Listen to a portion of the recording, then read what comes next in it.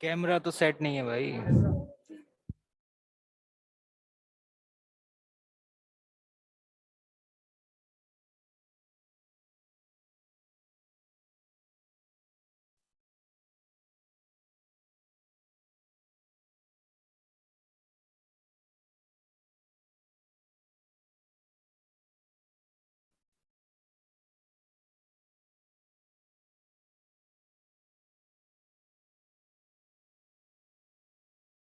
हाँ भाई, क्या हाल है? शानदार।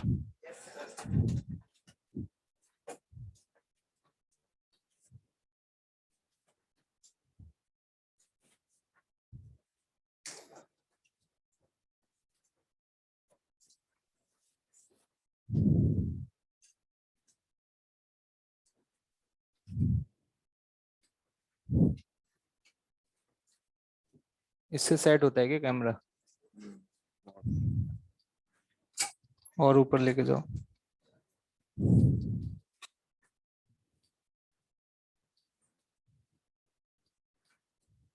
हम्म। हम्म।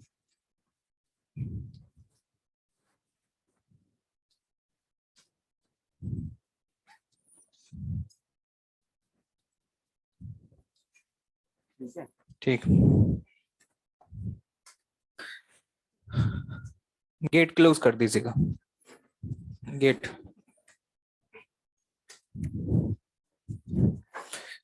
और तालिबानी, क्या हाल है? कल एग्जाम तो हो गया, कैसा रहा? अच्छा नहीं रहा या रहा?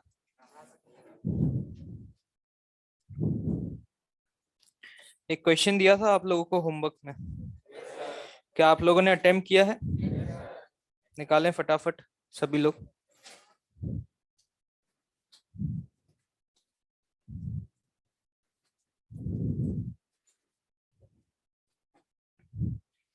एससी वर्मा सर को तो आई होप सभी जानते ही होंगे, है ना? और उनकी लिखी हुई बुक भी आप लोग सॉल्व कर रहे हैं। उन्होंने एक स्टेटमेंट है जो बोला है, और मुझे लगता है कि वो आपको जरूर सुनाना चाहिए। ठीक है, तो 2 मिनट का समय लूंगा आप लोगों का। ठीक, उस स्टेटमेंट को एक बार सुन लेते हैं, क्योंकि मेरी बातों का तो आप पे ज्यादा इम्पैक्ट पड़ता नहीं है, क्योंकि तुम्हें लगता होगा कि इसका तो रोज का काम है, ये तो बस ऐसे ही टाइम पास करता है। लेकिन अगर हमारे वर्मा सर कुछ बोल रहे हैं, इतने वेल एक्सपीरियंस, तो डेफिनेटली उनकी बातों में कुछ ना कुछ तो दम होगा। मुझे तो हल्के में लेते हो, लेकिन सर को तो नहीं लोगे क्या? पीछे से क्या आवाज आ रही है? चलिए देखते हैं स्टेटमेंट क्या है, वो सुनाना चाहूंगा। आपने जेई पास किया या नहीं किया, अगर आपने मेहनत से उसके लिए तैयारी की है 1 साल 2 साल, तो आपने अपने स्किल्स बढ़ाए हैं। आपने अपने मैथमेटिकल स्किल्स बढ़ाए हैं, आपने अपने साइंस के स्किल्स बढ़ाए हैं, आपने सोचने के स्किल्स बढ़ाए हैं, थिंकिंग के स्किल्स बढ़ाए हैं। और अगर आप सही ढंग से सोचना सीख जाते हैं तो आप जिंदगी के कभी फेल नहीं होते हैं। आप आईआईटी के जेई में फेल हो सकते हैं, लेकिन आप जिंदगी में कभी फेल नहीं होंगे अगर आप चीजों को एनालाइज करना सीख जाते हैं। अगर कोई सिचुएशन आती है, क्या होता है, एक न्यूमेरिकल आता है और हमें समझ ही नहीं आता है, अब वहां पर एक आता है कि हम डटे हुए हैं, नहीं नहीं बना के छोड़ेंगे इसको, यहाँ कर रहे हैं, ऐसे कर रहे हैं, हाथ पैर मार रहे हैं, अंत में फाइनली हम उसको बना के छोड़ते हैं। कई घंटे लग जाते हैं एक न्यूमेरिकल बनाने में। आप इम्तिहान के हिसाब से सोचोगे तो समय बर्बाद हो गया, एक सवाल बनाने में 3 घंटे लगा दिया हमने। लेकिन आप ये सोचो, उस 3 घंटे में आपने अपने दिमाग में बहुत सारी शक्ति अर्जित की है, आपने अपने दिमाग को बहुत सारा डेवलप किया है। और अगर आप अपने दिमाग को डेवलप कर लेते हो, तो आज जो स्पेस साइंस के अंदर में भारत तो दुनिया में इतना आगे है ना, इसरो में, इसमें उसमें, दुनिया कितने आईआईटी के लोग हैं वहां पर, कितने आईआईटी के लोग हैं आज न्यूक्लियर एनर्जी के प्रोग्राम के अंदर में, चाहे वो पावर का हो चाहे वो वेपन का हो। आज भारत जो है वो जितने रिएक्टर्स चला रहा है, 23 रिएक्टर्स चला रहा है, और दुनिया के बेस्ट रिएक्टर्स भारत में चल रहे हैं। वो सारे एस्टेब्लिश में आप देख लीजिए, ढूंढ लीजिए कितने आईआईटी के बंदे हैं वहां पे। तो अगर आप अपने दिमाग की शक्तियों को बढ़ा के रखते हो, उनको डेवलप करते हो अगर, तो जिंदगी में आपको फेल होने का कोई चांस ही नहीं है। तो कोई फर्क ही नहीं पड़ता है जेई में हुआ नहीं हुआ, क्या हुआ क्या नहीं हुआ, क्या फर्क पड़ता है। लेकिन हाँ, जेई की तैयारी आपने बहुत मन से करनी है ना, आप ऐसे मन से तैयारी करनी है कि अगर कर रहे हो तो अगर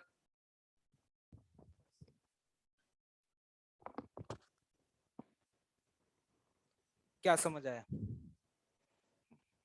मेरे पास लगातार जब से आप लोगों का सेशन स्टार्ट हुआ है, स्टूडेंट्स के मैसेज, कॉल्स लगातार आते रहते हैं कि सर मार्क्स नहीं आ पा रहे हैं, सर ये प्रॉब्लम हो रही है, सर पढ़ने का मन नहीं करता, सर इतने एफर्ट्स करते हैं, सर कुछ अच्छा नहीं हो रहा, जितना डिजर्व करते हैं उतना अच्छा स्कोर नहीं कर पा रहे।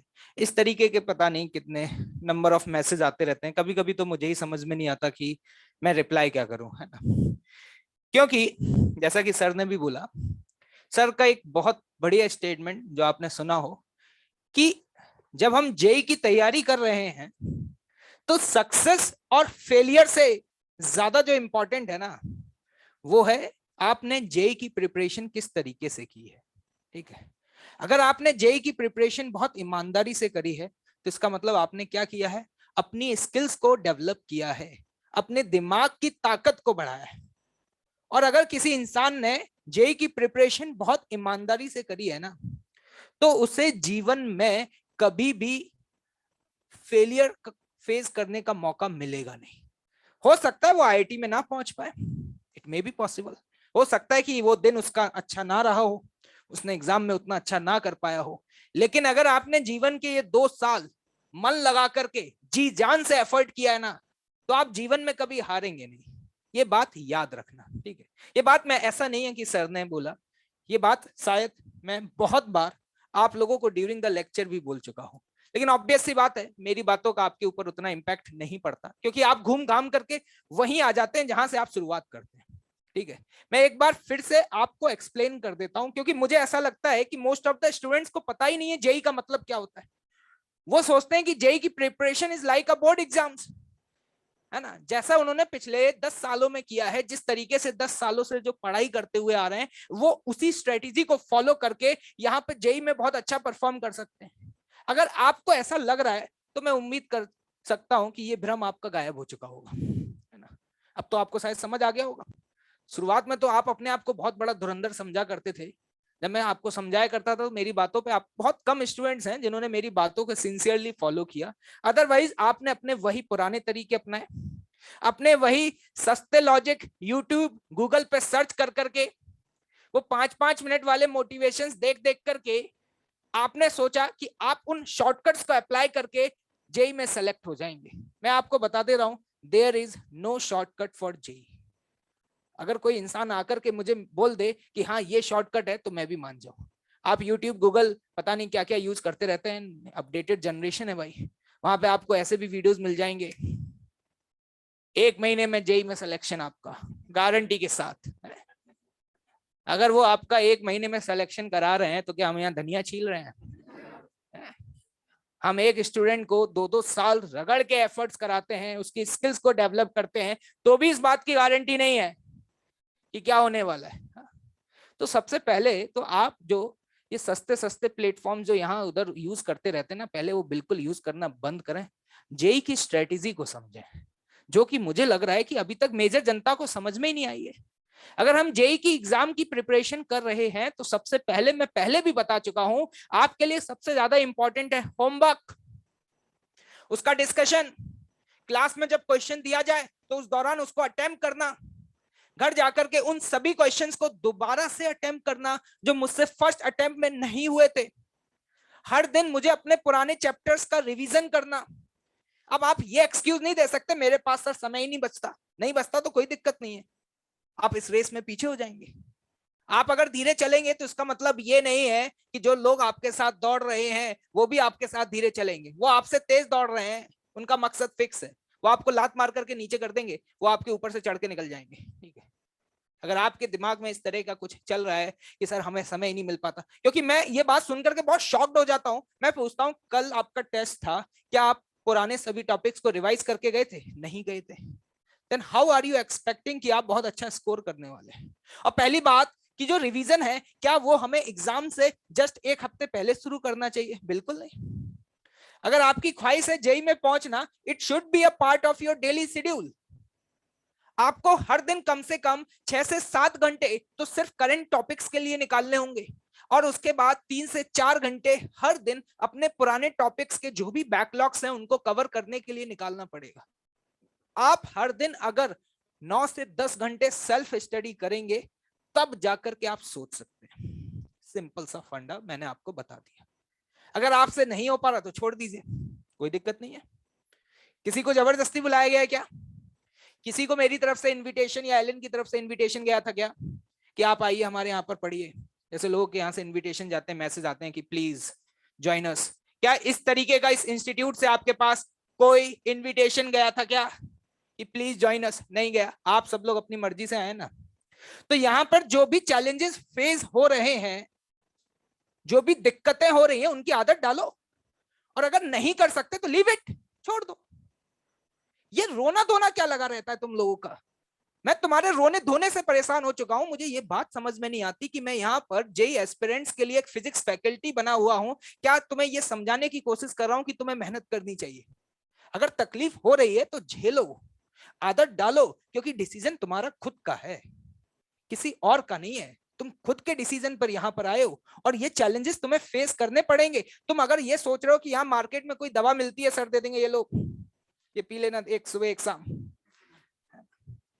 नहीं है भैया, कुछ भी नहीं है। ठीक है, कुछ भी नहीं है। जी जान लगा करके लड़ो। सक्सेस फेलियर ये तो जीवन का पार्ट है। ठीक है, and IIT is not your last destination. ठीक है, जीवन बहुत बड़ा है। ठीक है, लेकिन अगर आपने बहुत शिद्दत से मेहनत करी है तो आप जीवन में कभी फेल हो ही नहीं सकते। या तो इंसान जीतता है या फिर सीखता है, और कुछ नहीं है। हारने वाला तो सब कभी पैदा ही नहीं हुआ आज तक। और अगर आप कोटा पहुंच गए हो तो यह आपकी बहुत अच्छी किस्मत है कि आप उस हिंदुस्तान के 2% लोगों में आते हो जो कोटा तक पहुंच पाते हैं। अदरवाइज तो 98% लोग कोटा पहुंच ही नहीं पाते, जो बहुत मोस्ट डिजर्विंग कैंडिडेट हैं। तो आप बहुत लकी हो, पहले तो आप ये फील कर लो। ठीक है, और इस कोटा की हवा में ना कुछ खास बात है, आपको दिखाई भी देता होगा कि यहाँ पर हर इंसान अपने साथ एक गोल और एक जुनून लेकर के चल रहा है। ठीक है, और करना है ये पहले दिमाग में बिठा लो। ठीक है, 2 आदत है, मतलब 2 चॉइस हैं तुम्हारे पास, या तो छोड़ दो। पहली चॉइस छोड़ दो, स्ट्रिक्टली मना कर दो। तकलीफ होगी ना, एक बार पेरेंट्स को तकलीफ होगी, तुम्हें तकलीफ होगी, एक बार मना कर दो कि मैं नहीं करूंगा, मैं कुछ और करूंगा, क्योंकि इसके अलावा भी तो बहुत कुछ है ना करने के लिए। नहीं है भाई? क्या यही है क्या जीवन में करने के लिए? क्या इसके अलावा हमारे पास और ऑप्शंस नहीं? बहुत सारे मल्टीपल ऑप्शंस हैं। आप क्लास के बाद मुझसे पूछ लेना, मैं बता दूंगा आपको, अगर आपको ना पता हो। इसके अलावा बहुत सारे मल्टीपल ऑप्शंस हैं। अगर आपका वहां एरिया ऑफ इंटरेस्ट है, आप वहां एक्सप्लोर करना चाहते हैं, तो लीव इट। एक बार तकलीफ होगी, लो तकलीफ, मना कर दो कि नहीं हो पाएगा। और अगर करना है तो फिर अपना 100% दो। ये रोना धोना, नंबर कम आ गए सर, ये अच्छा नहीं हो पा रहा, ये एक टॉप जेई एस्पिरेंट ऐसे फालतू की बातें नहीं करता, क्योंकि वो जुनून और उस पागलपन के साथ मेहनत कर रहा है कि मुझे पहुंचना है, इसके अलावा और कोई ऑप्शन नहीं है। वो तुम्हारी तरह नहीं है कि 3 दिन पढ़ लिए फिर 2 दिन चिल कर रहे हैं, रिवीजन के नाम पर कुछ नहीं कर रहे, कंफर्ट जोन से बाहर निकल नहीं पा रहे। होमवर्क के लिए पूछ लो कि सर टाइम ही नहीं मिल रहा। रिवीजन, अरे सर कहां से करें, इतना वर्कलोड रहता है। ये इस तरीके के जो रीजंस हैं, ये वही लोग देते हैं जिनके पास अदर ऑप्शंस हैं। जिनके पास क्या है? अदर ऑप्शंस हैं। अगर आपके पास कोई और ऑप्शन नहीं है, आपका यही लास्ट ऑप्शन है, तो आप एक्सक्यूज मत दो। जो पेन हो रहा है उसको फील करो और आगे बढ़ो, यही है लास्ट ऑप्शन। क्लियर? ये माइंड में अपने इस बात को बिठा लो। और तकलीफ होगी, मैंने आपको पहले दिन बताया था। मैंने क्या ये बोला था कि बहुत अच्छा है, मजा आएगा बेटा, एकदम माहौल सेट हो जाएगा और बहुत अच्छी जर्नी है? क्या मैंने ऐसा किसी को बोला था? मैंने तो आज तक किसी को झूठ बोला ही नहीं है। मैं तो ये कहता हूं कि अभी जितना दर्द हो रहा है ना, ये तो कुछ भी नहीं है, अभी तो शुरुआत ही नहीं हुई है। इससे भी ज्यादा दर्द होगा, इससे भी ज्यादा तकलीफ होगी भाई, तैयार रहो। अभी तो शुरुआत हुई ही नहीं है। अभी तो वो है कि जंग शुरुआत होने वाली है, तो उसके लिए तुम्हें वार्म अप किया जा रहा है। तैयार हो? तैयार। जंग तो अभी समय लगेगा शुरू होने में। ठीक है, तुम्हें लग रहा है कि सर जंग शुरू हो चुकी है, क्या मैं लेट हो गया हूं, क्या मैं ये हो गया? अभी तो कुछ नहीं हुआ। अभी तो शुरुआत में कोई भी बहुत बड़ी जंग लड़ने के लिए अपनी सेना को तैयार किया जाता है भाई। ऐसा थोड़ी एकदम से ऑर्डर आएगा अटैक, औजार हथियार तैयार ही नहीं है, कहां से अटैक होगा? तो अभी तो तुम्हारे हथियार तैयार किए जा रहे हैं, तुम्हें तैयार किया जा रहा है, तुम्हारा माइंड मेकअप किया जा रहा है। अभी तो कुछ भी नहीं हुआ। समय के साथ धीरे धीरे स्पीड भी बढ़ेगी, लोड भी बढ़ेगा, दर्द भी बढ़ेगा, फ्रस्ट्रेशन भी बढ़ेगा, लेकिन फिर भी अगर तुम्हारे अंदर ये स्ट्रॉन्ग कमिटमेंट है कि चाहे कुछ भी हो जाए मुझे करना है तो करना है, तो आपको कोई नहीं रोक पाएगा। तो आपको कोई नहीं रोक पाएगा। आप बिल्कुल सही जगह बैठे हुए हैं, ठीक है। बस अपने मन लगा करके पढ़ाई करो। और दूसरी बात, आपके जो भी रिस्पेक्टिव फैकल्टी मेंबर आपको जो कुछ भी बोले ना उसको फॉलो करो। पहले तो अंधभक्त बन जाओ। क्या बन जाओ? अंधभक्त। अंधभक्त का मतलब जानते हो क्या होता है? जो बिना लॉजिक के सिर्फ फॉलो अप करता है। जैसे फॉर एग्जांपल मैं भी आपसे कहूं यार बाहर बारिश हो रही है और शाम को 6 बजे जैसे ही तुम्हारी क्लास छूटे ना बाहर जाकर के खड़े हो जाना, तो अब तुम में से 90% जनता पता है कैसी होगी? इसका क्या फायदा है? क्या इससे मेरी रैंक इंप्रूव हो जाएगी क्या? ये इस तरीके के लॉजिक दोगे तुम, इस तरीके के लॉजिक। और मैं जानता हूं तुम लोगों को एक्चुअली में जेई की प्रिपरेशन कैसे करनी है, फैकल्टी से किस तरीके से बात करनी है, ये सब पता ही नहीं है। तुम्हें लगता है कि तुम बहुत ज्ञानी हो, तुम 10th तक अपने स्कूलों के टॉपर रहे हो, तो तुम तो बहुत बड़े टॉपर हो। लेकिन ऐसे पता नहीं कितने टॉपर यहाँ सामने से आके निकल गए। हमने किसी को घास नहीं डाली। तुम्हें लगता है हम तो अपने स्कूल के टॉपर थे, वहां स्कूल में बहुत इज्जत मिलती थी, यहाँ बताओ कोई इज्जत ही नहीं मिल रही है।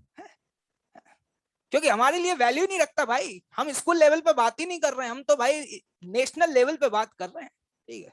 और जब नेशनल लेवल पे बात हो रही है तो तुम कौन हो हमारे सामने यार? तुम किस किस भ्रम में जी रहे हो यार? तुम कुछ भी नहीं हो। तुम पहले अंधभक्त बन जाओ।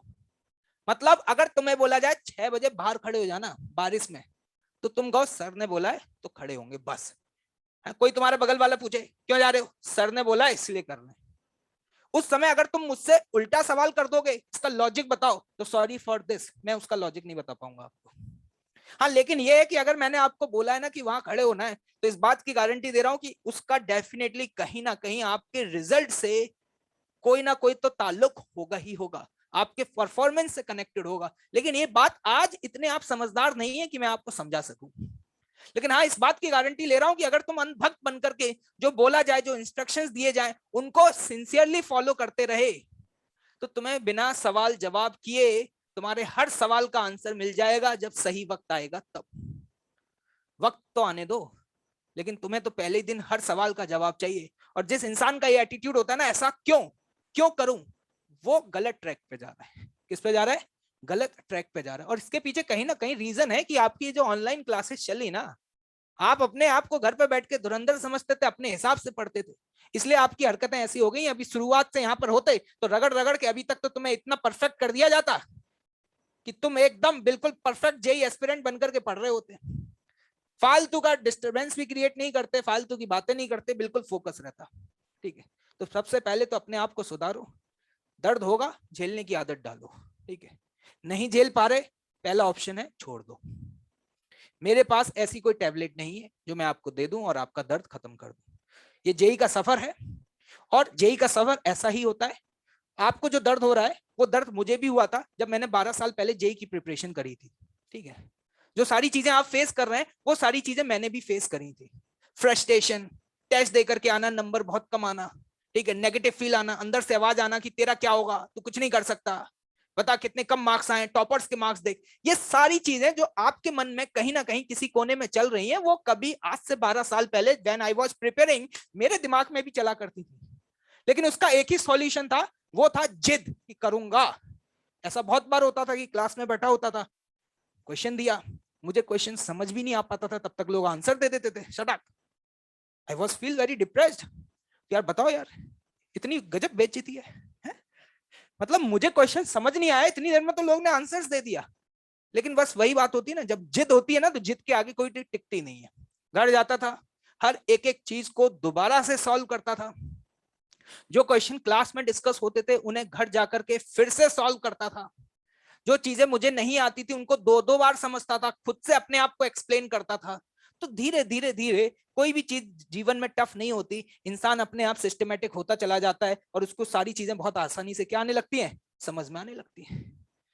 अब तुम कहो कि सर पहले ही दिन चीजें आसान हो जाएं, पहले दिन ऐसा नहीं होगा। शुरुआत में सफर थोड़ा सा है, थोड़ी सी तकलीफ होगी, लेकिन मैं ये गारंटी दे रहा हूं कि समय के साथ ये तकलीफ जो है ना वो तुम्हारी कम होती जाएगी। तुम खुद देखो, तुम्हें आइडिया नहीं होगा, लेकिन पिछले 4 से 5 महीनों में तुम्हारा जो माइंड है, जिसमें जो सेल्स, ब्रेन सेल थी जो बिल्कुल मर चुकी है, डेड कंप्लीटली पिछले 10 सालों से, ठीक है, जो कभी ऑरिजिनेट ही नहीं हो पाई, अब वो सेल्स धीरे धीरे डेवलप हो रही हैं। आपकी सोच जो है, आपको चीजों को लेकर के जो नजरिया है, आपके जो कॉन्सेप्ट्स हैं वो बेहतर तरीके से बिल्ड हो रहे हैं।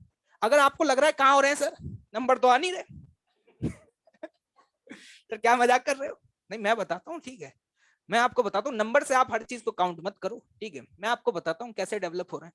जब आपको पहली बार पढ़ाया गया था तो 2 वेक्टर को कैसे जोड़ा जाता है ना, वो बताने में भी पसीना निकल गया था, है ना। 2 वेक्टर, वेक्टर एडिशन क्या होता है, ट्रायंगल रूल क्या होता है, कंपोनेंट्स का मतलब क्या होता है, ये समझाने में ही पसीना निकाल दिया था तुम लोगों ने।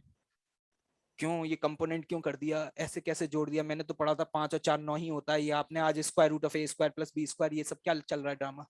लेकिन आज आपके लिए ये सारी चीजें क्या हो गई हैं, आसान हो गई है। आज ऐसा कोई स्टेप आता है तो मुझे एक्सप्लेन करने की जरूरत नहीं पड़ती, बाय डिफॉल्ट आपको चीजें समझ आ जाती है। पहली बार पढ़े थे तो वेक्टर भी बहुत टफ लगा था, ऐसा लगा था कि जीवन के ऊपर ट्रैक्टर ही चला दिया इसने तो, है ना।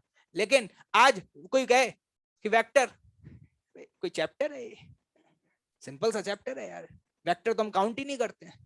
तो जैसे जैसे समय बढ़ता जाएगा आगे, learning process is a very slow process, it takes a lot of time, ठीक है। जो चीजें आपके लिए आज टफ हैं वो समय के साथ आपके लिए आसान हो जाएंगी, ठीक है। और नंबरों पे इतना ज्यादा फोकस मत करो यार, ठीक है। किसी एक टेस्ट के मार्क्स आपका फ्यूचर डिसाइड नहीं कर रहे। हो सकता है आपका दिन अच्छा ना हो, आप बहुत अच्छा ना कर पाए हो, या आपने बहुत गलतियां करी हो, आप उन गलतियों को सुधारें और आगे बढ़ें।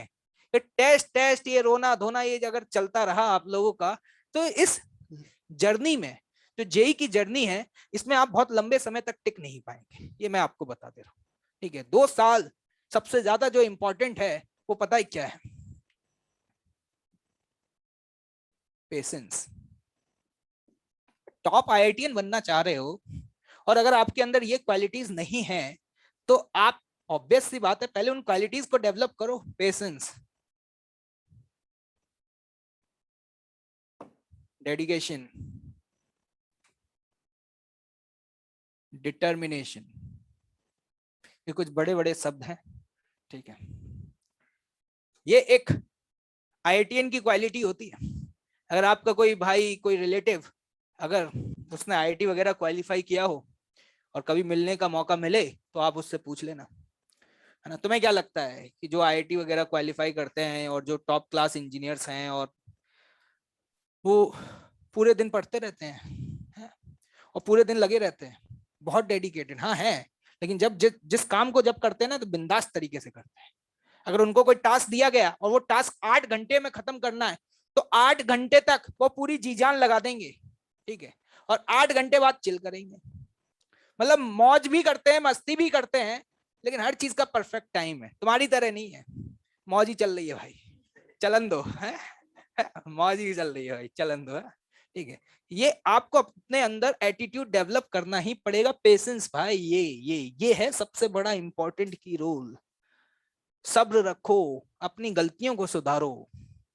हर इंसान में गलती है। लोग कहते हैं, मैं पूछता हूं कि सब कुछ सही चल रहा है, हाँ सब कुछ सही चल रहा है, कैसे चल सकता है यार, इसका मतलब गलत रास्ते पे जा रहे हैं मतलब मैं पूछता हूँ, मेरे से कोई स्टूडेंट बोलता है कि नंबर कम आए, तो मैंने कहा तुम्हारा सब कुछ कंप्लीट था, सब कुछ, एवरीथिंग इज परफेक्ट, हाँ सब कुछ, गजब है, ये तो आज तक मेरे साथ नहीं हुआ है? कैसे बोल सकते हो कि एवरीथिंग इज परफेक्ट? इसका मतलब है आप अपनी गलतियों को छिपा रहे हैं या आप उन पर फोकस ही नहीं कर रहे। तो उन पर फोकस करो यार, ठीक है, कोशिश तो करो एक बार, ठीक है। बहुत कमी है तुम्हारे अंदर, बहुत सारे बैकलॉग्स हैं, देखो एक बार, बहुत सारे ऐसे टॉपिक्स हैं जो तुमने कहीं ना कहीं छोड़ दिए हैं, बहुत सारे ऐसे क्वेश्चंस हैं आपकी शीट और रेस में जो आपको दोबारा से करने चाहिए। आप क्यों नहीं कर रहे हैं? आप किसका इंतजार कर रहे हैं? और फिर आप कह रहे हैं सब कुछ अच्छा चल रहा है। नहीं चल रहा अच्छा, करो तो सही एक बार, तमीज से पढ़ो। पढ़ तो हिंदुस्तान में हर कोई रहा है, लेकिन फुली फोकस होकर के स्ट्रॉन्ग कमिटमेंट के साथ कौन पढ़ रहा है ये ज्यादा इंपॉर्टेंट है। पढ़ो तो सही एक बार, फिर देखो मजा आएगा। ठीक है, और अब मैं आपको बता दे रहा हूं, अब लास्ट वार्निंग है, अगर आज के बाद कोई रोता धोता हुआ स्टूडेंट मुझे मिल गया, किसी ने फालतू का मैसेज किया कि सर पढ़ाई में मन नहीं लग रहा, तुम छोड़ दो, मुझे मैसेज क्यों कर रहे हो? अगर आपको पढ़ाई के लिए भी मुझे मोटिवेट करना पड़े, क्या सोर्स ऑफ एंटरटेनमेंट हूं जो आपका मन लगाऊंगा है कि सर पढ़ाई में मन नहीं लग रहा, तो सर क्या करें ये बताओ तुम है? इस तरीके के मैसेज जब तुम करते हो कि सर पढ़ाई में मन नहीं लग रहा, तो मन लगाओ, एफर्ट करो, और कहीं और मन है तो वहां लगाओ। इसमें सर क्या करें यार, मतलब सर क्या करें इसमें? तो इस तरीके के जितने भी फालतू के मैसेज आप लोग करते हैं, प्लीज उन सभी तरीके के मैसेज को करना, चाहे भाई वो ऑनलाइन वाले हों या ऑफलाइन वाले, आप बिल्कुल स्ट्रिक्टली बंद कर दें। और स्पेशली ऑफलाइन वाले स्टूडेंट से तो मैं भी कहूंगा कि अगर आपको कोई भी डाउट है, कोई भी प्रॉब्लम है, मुझसे आकर के मिले, मैं आपके साथ रोज प्रेजेंट हूँ। ठीक है, जब भी क्लास होती है तब आप मुझे मिले, मैं आपको टाइम दूंगा, जब भी टाइम होगा मैं आपको समय दूंगा, आपकी प्रॉब्लम को मैं रिजॉल्व खुद करूंगा। लेकिन मुझे आप अपनी प्रॉब्लम मैसेज में ना बताएं, क्योंकि मैं मैसेज में आपकी प्रॉब्लम सॉल्व नहीं कर सकता। और सच बात यह है कि मेरे पास इतना वक्त नहीं है जितना आपके पास है। आपको दिन में सिर्फ 2 क्लास करनी होती है, कितनी? 2, है ना? मुझे पहले 4 क्लास लेनी होती है, जैसे अभी आपकी क्लास चलेगी 6 बजे तक, और 6 बजे के बाद मुझे फिर रिकॉर्डिंग करनी होती है, और जो रिकॉर्डिंग लगती है, जो रिकॉर्डिंग लगभग 6:30 बजे शुरू होती है और लगभग रात को 10 बजे खत्म होती है। कितने बजे? 10 बजे। और रोज सुबह 6:30 या 8 बजे से फिर से मेरी क्लास शुरू हो जाती है। तो आपको पता है कि मेरा शेड्यूल ऑलरेडी बहुत ज्यादा टाइट रहता है। I don't have that much time कि मैं घर बैठ करके आपके व्हाट्सएप के मैसेज का रिप्लाई करूं, है ना? इतना टाइम कहाँ होता है? आपको कोई दिक्कत है, मिलो मेरे से, आप टाइम लेकर के जाओ, मैं बताऊंगा आपको कि कब आपसे मेरी मुलाकात होगी, कब मिल सकते हैं, मिलो, मैं आपकी प्रॉब्लम रिजॉल्व करूंगा। मैं मोबाइल पे क्या रिजॉल्व करूं? और आप इतने सारे मैसेज कर देते हैं, इस चक्कर में क्या होता है, जो इंपॉर्टेंट मैसेजेस होते हैं वो मेरे मिस हो जाते हैं, और इसका लॉस भी होता है कभी कभी। अभी 2 दिन पहले एक मीटिंग थी, उसका मैसेज आया, एकेडमिक मीटिंग, हम पढ़ ही नहीं पाए। क्यों नहीं पढ़ पाए? क्योंकि वो मैसेज पता नहीं कहां कोने में नीचे डला होगा, क्योंकि जैसे नेट ऑन होता था, और उनमें से सबसे ज्यादा मैसेज सेंसलेस, और वो भी तुम्हारे फेज के होते हैं। किस तरीके के? सर आईआईटी क्या है ये बताएंगे आप?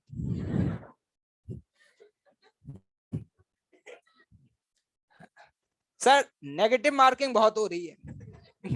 यार गजब कर रखे हो यार, मतलब समझ में नहीं आता किस तरीके से पले बड़े हो, क्या है, मतलब क्या समझ रखा है, क्या बिल्कुल देसी मास्टर बना के रख दिया है यार तुम लोगों ने यार। मतलब कभी कभी तो अपने आप पे रोना आता, कर क्या रहे हैं यार ये सब है। तो प्लीज भाई इन सब चीजों का ध्यान रखें। आपकी सारी प्रॉब्लम मैं सॉल्व करने के लिए तैयार हूँ, लेकिन आप मुझसे मिले, मैं इंस्टीट्यूट में रहता हूँ यार, मैं कम से कम 14 से 15 घंटे अपना इंस्टीट्यूट में ही बिताता हूँ। आप मुझे बताएं, आप मुझसे वक्त ले, मैं आपको वक्त दूंगा, ये मेरी गारंटी है। आप मुझसे मिले, अपनी प्रॉब्लम बताएं, आपका समाधान किया जाएगा। लेकिन please try to avoid social media, mobile phone, जितना हो सके उन सब चीजों को क्या करें, अवॉइड करें। और अगर आपने मैसेज किया है तो आप ये एक्सपेक्टेशन के साथ करिएगा कि रिप्लाई नहीं मिलेगा। ठीक है, चलिए स्टार्ट करते हैं। फिर टेस्ट का डिस्कशन नेक्स्ट क्लास में होगा। तो वैसे तो आपको सॉल्यूशंस मिल चुके होंगे, मिले हैं या नहीं मिले? और आई थिंक वीडियो सॉल्यूशंस भी होंगे। ठीक है, पता ही नहीं होगा, देखो क्या है वीडियो सॉल्यूशंस। तो आप अपने टेस्ट पेपर में वो सभी क्वेश्चंस को दोबारा सॉल्व करिएगा जो आपके गलत हो गए हैं। उनके आप पीडीएफ सॉल्यूशंस देखिए, या फिर आप वीडियो सॉल्यूशन देखना चाहते हैं वो देख लीजिए। ठीक है, इसके बाद अपन लोग यहाँ पे क्या करेंगे, डिस्कस करेंगे। तो मुझे लगता है कि अगर आप पीडीएफ सॉल्यूशन और वीडियो सॉल्यूशन देख लेंगे तो लगभग आपके 70 to 80% डाउट तो वैसे ही खत्म हो जाएंगे। उसके बाद जो मुझे लगेगा कि हाँ यार ये जेन्युइन डाउट है और ये बताने वाला है, तो डेफिनेटली उसको हम ड्यूरिंग द लेक्चर क्या करेंगे, डिस्कस करेंगे। क्या याद रहेगा भाई? ठीक है भाई, निकालना चलिए।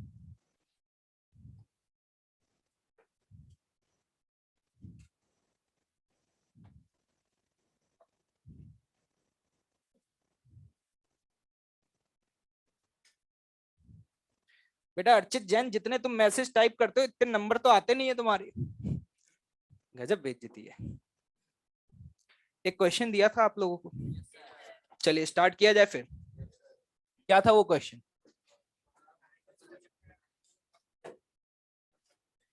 √2 से 45 डिग्री पे प्रोजेक्ट किया गया है और ये इस तरीके से जा रहा है। क्या यही क्वेश्चन था जनाब? आपसे पूछा जा रहा था AC और AT का वैल्यू अलग अलग टाइम पर पूछी गई थी। किस टाइम पर पूछी गई थी?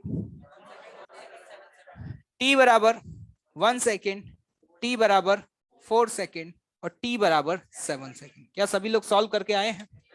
देखते हैं। मैं आपको फिर से एक बार रिमाइंड कराना चाहूंगा, AC का मतलब होता है एक्सेलरेशन का वो कंपोनेंट जो वेलोसिटी के क्या हो, परपेंडिकुलर।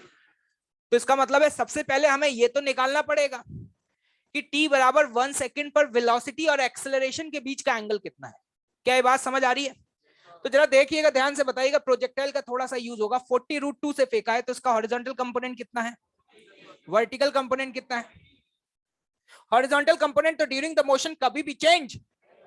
वर्टिकल कंपोनेंट जो है जब ये ऊपर जा रहा होगा तो धीरे धीरे कम हो रहा होगा। हर 1 सेकंड में कितना कम होगा? 10, क्योंकि एक्सेलरेशन डाउनवर्ड डायरेक्शन में कितना है? 10 मीटर पर सेकंड स्क्वायर। अगर T बराबर 1 सेकंड, कहां पे जनाब? T बराबर 1 सेकंड पर अगर मैं आपसे सवाल पूछूं कि T बराबर 1 सेकंड पर बताओ वेलोसिटी का हॉरिजॉन्टल कंपोनेंट कितना होगा? 40। और वर्टिकल कंपोनेंट कितना होगा? क्या ये 30 होगा? किसी को समझ में ना आ रहा हो कि ये 30 कहां से आया, तो उन देसी भाई लोगों के लिए एक सिंपल सा फॉर्मूला, V बराबर U plus AT along the y direction, Vy is equal to 30 minus 10 into T। T की अलग अलग वैल्यू पुट करते जाएं, आपको आंसर मिल जाएगा। ये 30 नहीं है, ये यहाँ पर क्या होगा? 40। T बराबर 130। एक बात बताओ, अगर ये 40 है, ये 30 है, क्या तुम ये मुझे बता सकते हो कि वेलोसिटी कितनी होगी? 50। क्या समझ आ रहा है? अगर मैं आपसे ये एंगल पूछूं, ये एंगल कितना होगा? 37 डिग्री, क्योंकि 10 थीटा बराबर क्या होता है? 30/40, 3/4। Is it clear? अभी तो भैया वेलोसिटी आई है, अभी तो क्वेश्चन खत्म ही नहीं हुआ। एक बात बताओ, जब ये फ्री फॉल स्टेट में है तो इसका एक्सेलरेशन कितना होगा? क्या हमेशा एक्सेलरेशन डाउनवर्ड डायरेक्शन में 10 मीटर पर सेकंड स्क्वायर होगा या नहीं होगा? बेसिकली मुझे इसके दो कंपोनेंट करने हैं। किसके दो कंपोनेंट करने हैं? इसके दो कंपोनेंट करने, एक वेलोसिटी के अलोंग और एक वेलोसिटी के परपेंडिकुलर। क्या ये बात क्लियर है? तो देखना, ये वाली लाइन को मैंने बोल दिया ये एक्स एक्सिस। क्या बोल दिया इसको? X axis. ये एक्स एक्सिस आपकी वेलोसिटी के अलोंग है और ये है आपकी क्या बेटा? वाई एक्सिस, जो कि इसके परपेंडिकुलर है वेलोसिटी के। एक बात बताओ, अगर ये एंगल 37 तो ये कितना होगा? 53। तो ये कितना होगा? कंपोनेंट वंपोनेंट करना तो जानते हो, मैंने सुना था ये बात। क्या पता है क्या तुम्हें? ये 10 दिया हुआ है, वेलोसिटी ये रही। 10 का वो कंपोनेंट जो वेलोसिटी के परपेंडिकुलर होगा, कितना होगा?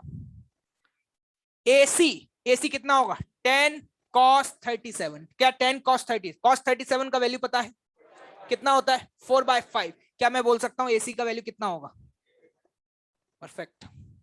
नहीं आई बात समझ? अब बात कर लेते हैं AT। देखो 10 का ये वाला कंपोनेंट cos है तो दूसरा वाला कंपोनेंट क्या होगा? साइन होगा। क्या होगा? साइन। तो अगर AT की कोई वैल्यू पूछ ले तो अपन बोलेंगे कितनी? 10 sin 37, जो कि कितना होगा? 6। कभी कभी क्या होता है, आपको एक बात बताओ मुझे, AT जो है वो वेलोसिटी के पैरेलल है या एंटी पैरेलल? वेलोसिटी के पैरेलल है या एंटी पैरेलल है? AT क्या करता है? स्पीड को चेंज करता है। किसको चेंज करता है? अगर स्पीड को चेंज करता है तो आपको खुद पता है, अभी ऊपर जा रहा है तो स्पीड बढ़ रही है, घट रही है? घट रही है, तो ऑब्वियस सी बात है स्पीड के पैरेलल होना चाहिए या एंटी पैरेलल। सहमत हो? तो यहाँ पे कभी कभी इस तरीके से नेगेटिव साइन भी लगा देते हैं, -6। माइनस अगर लगा दिया जाए तो इसका मतलब क्या है कि वो वेलोसिटी के क्या है? पैरेलल है या एंटी पैरेलल है? तो हम कह सकते हैं AC 8 होगा और AT -6 होगा। क्या इस बात से सहमत हो? चलिए आगे बढ़ते हैं। T बराबर 4 सेकेंड। 4 सेकेंड पे पार्टिकल कहां पहुंच चुका होगा? क्या ये टॉप मोस्ट पॉइंट पर होगा? क्या टॉप मोस्ट पॉइंट पर वेलोसिटी का y कंपोनेंट, हाँ, क्या सिर्फ इसके पास हॉरिजॉन्टल कंपोनेंट होगा? और एक बात बताओ, एक्सेलरेशन तो नेट एक्सेलरेशन 10 ही है। इस समय टॉप मोस्ट पॉइंट पर AC 0 है या AT 0 है? AC या AT? क्योंकि हम साफ साफ देख पा रहे हैं टॉप मोस्ट पॉइंट पर वेलोसिटी और एक्सेलरेशन क्या एक दूसरे के म्यूचुअली परपेंडिकुलर है या नहीं है? अगर ये म्यूचुअली परपेंडिकुलर है तो अगर मैं आपसे पूछूं 80 बताओ, तो 80 का मतलब 10 cos 90, और cos 90 इज व्हाट, 0। तो जनाब एक बात बताओ, यहां पर क्या हम डायरेक्टली बोल सकते हैं AC की वैल्यू 10 होगी और 80 की वैल्यू क्या होगी, 0। कभी कभी सवाल पूछने वाला थोड़ी अच्छी अंग्रेजी का यूज करेगा और पता है कैसे लिखेगा, at the top most point of trajectory of projectile motion. क्या लिखेगा, top most point of trajectory of projectile motion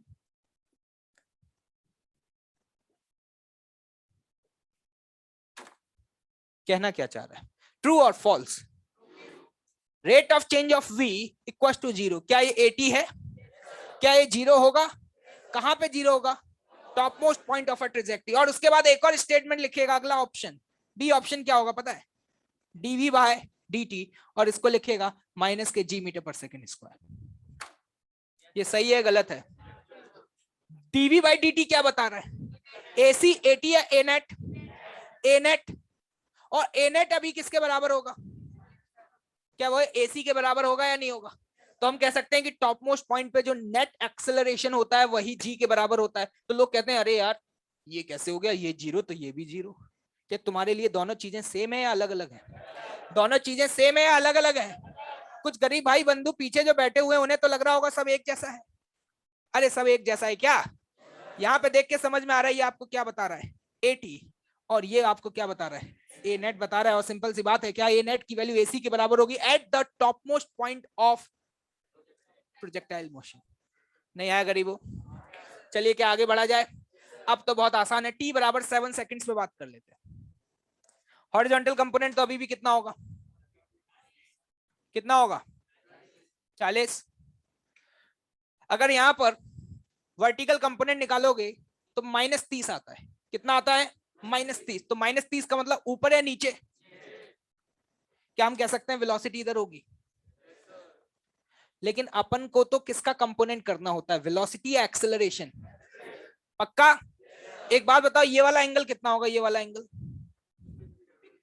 देख करके बताना। tan थीटा बराबर क्या लिखोगे, 40/30, 40/30, 4/3, 4/3 बराबर, क्या अपन बोल सकते हैं ये हमारा 53 डिग्री का एंगल है। एक बात बताओ, ये रहा आपका वेलोसिटी वेक्टर और ये रहा आपका g, मतलब 10। आपको किसका कंपोनेंट करना होता है, वेलोसिटी या एक्सेलरेशन। पक्का, तो जरा ध्यान से देखना, इस पॉइंट पर एक्सेलरेशन का वो कंपोनेंट जो वेलोसिटी के अलोंग है कितना होगा, 10 cos 53, कितना होगा 10 cos 53। तो अपन यहां पर बोल सकते हैं कि 80, पहले AC लिख लेते हैं, क्या लिख लेते हैं AC, AC कितना होगा 10 sin 53, sin 53 वही आ जाएगा 8, कितना आ जाएगा 8। और 80 की बात करें तो 80 कितना हो जाएगा 10 cos 53, जो कि कितना आ जाएगा 6। किसी का सही था क्या। इंटरेस्टिंग बात पता है क्या है, जो कहानी t बराबर 1 पर है वही कहानी कहां पर है, t बराबर 7 पर है। क्योंकि आप एक बात जानते हैं, सिमेट्री होती है इसके अबाउट, इससे जितने सेकंड आगे उतने सेकंड पीछे कहानी क्या होगी, सेम हो। लेकिन एक बात ऑब्जर्व करी होगी आपने जनाब, क्या, कि जैसे ही वो इस पॉइंट के आगे मूव करेगा, अब जो 80 है क्या वो वेलोसिटी के पैरेलल है, अगर वो वेलोसिटी के पैरेलल है तो अब स्पीड बढ़ेगी या घटेगी, बढ़ेगी। देखा भी आपने, जब ऊपर जाता है तो स्पीड घटती है, जो नीचे आता है तो स्पीड बढ़ती है। एक और बात जरा ऑब्जर्व कर लेते हैं, एक बात बताओ, जैसे जैसे ऊपर जाना शुरू हुआ AT का वैल्यू, किसका वैल्यू, AT का वैल्यू बढ़ रहा है या घट रहा है, बढ़ रहा है या घट रहा है, घट रहा है। क्या ये दिखाई दे रहा है, यहां पर थी 6, यहाँ क्या हो गई 0, लेकिन फिर दोबारा से नीचे आना शुरू हुआ तो फिर से क्या हो रहा है, बढ़ रहा है। सिर्फ मैग्नीट्यूड देखना, क्या देखना, मैग्नीट्यूड देखना। तो ये ऑप्शन भी आपसे पूछ लिया जाता है कि during the projectile motion the rate of change of speed is decreases initially and then increases. मैंने क्या बोला समझ में आया, rate of change of speed का मतलब क्या है, rate of change of speed का मतलब क्या है 80, तो इसका मतलब 80 की वैल्यू पहले क्या होगी, घटेगी, टॉप मोस्ट पॉइंट पे 80, फिर उसके बाद बढ़ेगी। हवा नहीं लग रही, ठीक है, नोट डाउन दिस।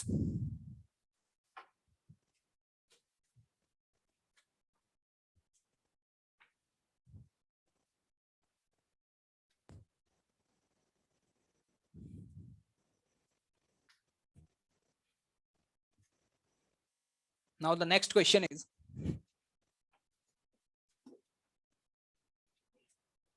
अब मैं ज्यादा एक्सप्लेन नहीं करूंगा, मैं काफी कुछ एक्सप्लेन कर चुका हूं ऑलरेडी।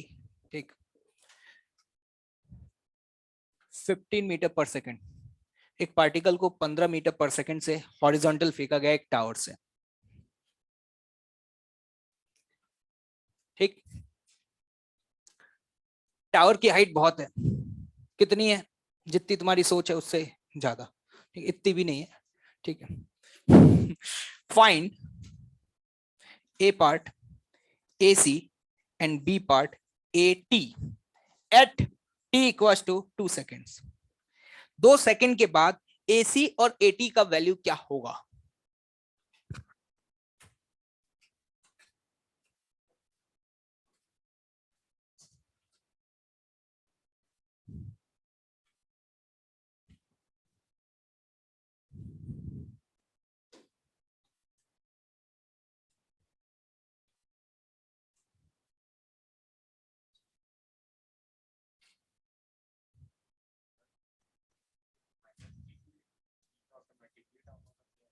तो माइनस क्या दिखा रहा है उसमें?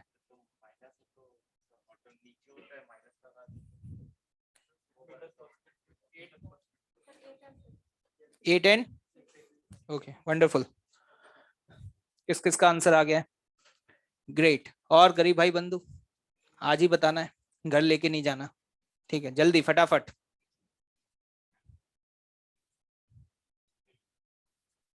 देखिएगा, सबसे पहला हमारा मकसद क्या होता है कि हम ये निकाल पाए कि जिस समय हमसे एसी और एटी पूछा गया है उस समय हमारे वेलोसिटी वेक्टर और एक्सेलरेशन के बीच का एंगल क्या होगा। क्या ये बात समझ आ रही है? क्योंकि हमें किसका कंपोनेंट करना होता है, वेलोसिटी या एक्सेलरेशन। तो एक बात बताओ, 15 से फेंका है, 2 सेकंड बाद मान लो इधर आ गया होगा, हॉरिजॉन्टल कंपोनेंट कभी भी चेंज नहीं होगा, क्योंकि हॉरिजॉन्टल डायरेक्शन में एक्सेलरेशन क्या है? अरे हाँ या ना, सहमत हो? हॉरिजॉन्टल कंपोनेंट 2 सेकंड बाद कितना रहेगा? क्या ये 15 ही रहेगा? बहुत बढ़िया। 2 सेकंड बाद वर्टिकल कंपोनेंट कितना हो गया होगा? ये आपको समझ में आना चाहिए। 2 सेकंड बाद वर्टिकल कंपोनेंट हो जाएगा 20। जिन गरीब भाई बंधुओं को समझ में नहीं आ रहा वो ऐसे देख सकते हैं, वाई डायरेक्शन में एक्सेलरेशन कितना है? हॉरिजॉन्टल फेंका है तो what is the velocity at t बराबर 0 है? पक्का? तो हम यहां पर बोलेंगे वी वाई बराबर u y plus a y t, लेकिन यू वाई क्या है? 0। A y acceleration downward direction में 10 है, तो 10 इंटू 2, क्या आपके पास 20 आ गया? तो अब हम ये कह सकते हैं इन दोनों का रिजल्टेंट ये वेलोसिटी होगी। इधर हमें वेलोसिटी के मैग्नीट्यूड निकालने की जरूरत नहीं है, निकालना चाहे तो आप निकाल भी सकते हैं। 20 और 15 का रिजल्टेंट कितना आ जाएगा? 25। हमें तो एंगल से मतलब है। एक बात बताओ, जब ये हवा में है तो what is the net acceleration? क्या नेट एक्सेलरेशन जी होगा? क्या वो डाउनवर्ड डायरेक्शन में होगा? ये रही वेलोसिटी जनाब, ये रहा एक्सेलरेशन। क्या अब इस सवाल में सिर्फ औपचारिकता ही बाकी रह गई है? अगर आपके पास ये वाला एंगल आ जाए तो क्या खत्म हो जाएगा? ये निकालना एंगल बहुत टफ काम है भाई, है ना? ये ओलंपियाड लेवल का सवाल है। क्या बता सकते हैं 10 अल्फा बराबर क्या होगा? 15/20। तो अगर मैं यहाँ पे 10 अल्फा की वैल्यू लिखना चाहूं तो 15/20 आप देख पा रहे होंगे कितना? अरे हाँ या ना, 3/4। 10 अल्फा बराबर 15/20, 3/4। जाना पहचाना लग रहा है, कौन है ये? क्या वेलोसिटी और एक्सेलरेशन के बीच का एंगल आ चुका है? अब इसके बाद सवाल खत्म। सवाल क्या हो गया है? खत्म हो गया है। जल्दी से बताएं फटाफट, एक्सेलरेशन की वैल्यू कितनी? ए सी कितना आएगा? 10, ये एंगल 37, कॉस या साइन? साइन। कितना आ गया? 6 मीटर पर सेकेंड स्क्वायर। और what is A T? 10 cos 37 and that is what? 8 metre per second square. It is clear? Note down this. जनाब खड़े हो जाओ पीछे। ये हाँ, कहाँ थे पिछली क्लास में? अब सही है? तो तबीयत सही रखो, है ना? जेई की तैयारी कर रहे हैं, पता चले कि जेई तक पहुंचते पहुंचते निपट ही गए। ठीक है, बैठो। जो लोग भी क्लास आ रहे हैं वो इस बात का ध्यान रखना, मैं आपको बता दे रहा हूँ, आपको शायद मेरे बारे में नहीं पता होगा, ठीक है, कि रेगुलर आना। तुम्हें लगता होगा सर को क्या पता चलेगा, मुझे एक एक स्टूडेंट की पोजीशन, शकल, ये सब चीजें बहुत जल्दी याद हो जाती है। ठीक है, अगर तुमने किसी भी दिन गोल मारा तो तुम्हारे बिना बताए मुझे पता चल जाएगा, है ना। और अगर तुम टेस्ट करना चाहते हो तो एक बार रिस्क लेके देख लेना, कोई दिक्कत वाली बात नहीं है। ठीक है, चलिए आगे बढ़ते हैं। एक बात बताओ, अगर इस तरीके के सवाल तुम्हारे सामने आए, आपको याद होगा पिछली क्लास में हमने ऐसा सवाल सॉल्व किया था जिसमें हमने इक्वेशन दे दी थी। क्या दे दी थी? इक्वेशन दे दी थी। फिर हमने यहाँ पे थोड़ा काइनेमेटिक्स को यूज कर लिया, एक बार जमीन से फेंक दिया, एक बार टावर से फेंक दिया। इस तरीके का कोई भी सवाल आ जाए और आपसे एसी और एटी पूछा जाए, क्या आप तुरंत सॉल्व कर पाएंगे? बहुत सिंपल सा कॉन्सेप्ट है। नेट एक्सेलरेशन के दो कंपोनेंट निकालो, एक वेलोसिटी के अलोंग और दूसरा वेलोसिटी के। क्या हलवा सवाल है? किसी को कोई डाउट? हाँ बेटा, माइनस तो सिर्फ डायरेक्शन बताता है आपको। तो वो डिपेंड कर रहा है ना, आप एक्स एक्सिस किसको मान रहे हैं, वाई किसको मान रहे हैं, क्योंकि सेंटीपिटल तो सिर्फ क्या चेंज कर रहा है? डायरेक्शन चेंज कर रहा है। ठीक है, वो जनरली आपसे मैग्नीट्यूड ही पूछेगा, और जब वो डायरेक्शन की बात करेगा तो आपको बता देगा कि किसको पॉजिटिव मान रहे हो, किसको नेगेटिव मान रहे हो। नेगेटिव की तुम क्यों टेंशन ले रहे हो? मैथ्स वालों का डिपार्टमेंट है, उनको लेने दो, कुछ जिम्मेदारियां उनको भी तो दो। Next heading, radius of curvature.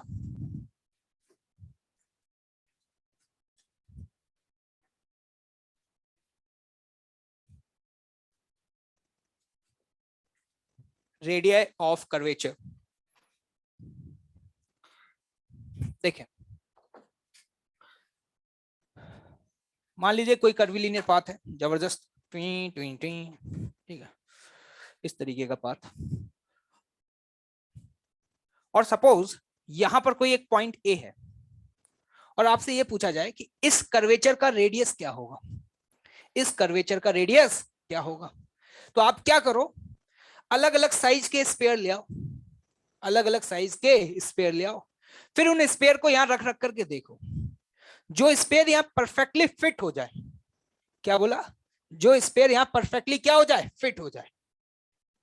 तो समझ जाना कि उस स्पेयर का जो रेडियस होगा ना, वही इस कर्वेचर का क्या होगा? रेडियस ऑफ कर्वेचर होगा। जैसे एक स्पेयर लेकर के आया और उसको जब फिट किया तो उसका कर्वेचर और उस स्पेयर का कर्वेचर दोनों मिल गए, लाइक दिस। मिलते हुए दिख रहे हैं? नहीं दिख रहे हो तो भी मान लेना दिख रहे हैं। मतलब एक ऐसा स्पेयर लेकर के आए जो जस्ट यहाँ फिट हो रहा है, और मान लो इस स्पेयर का जो रेडियस है वो आर ए है। कितना है? R A. तो हम ये बोलेंगे कि इस पॉइंट का रेडियस ऑफ कर्वेचर क्या होगा? आर ए होगा।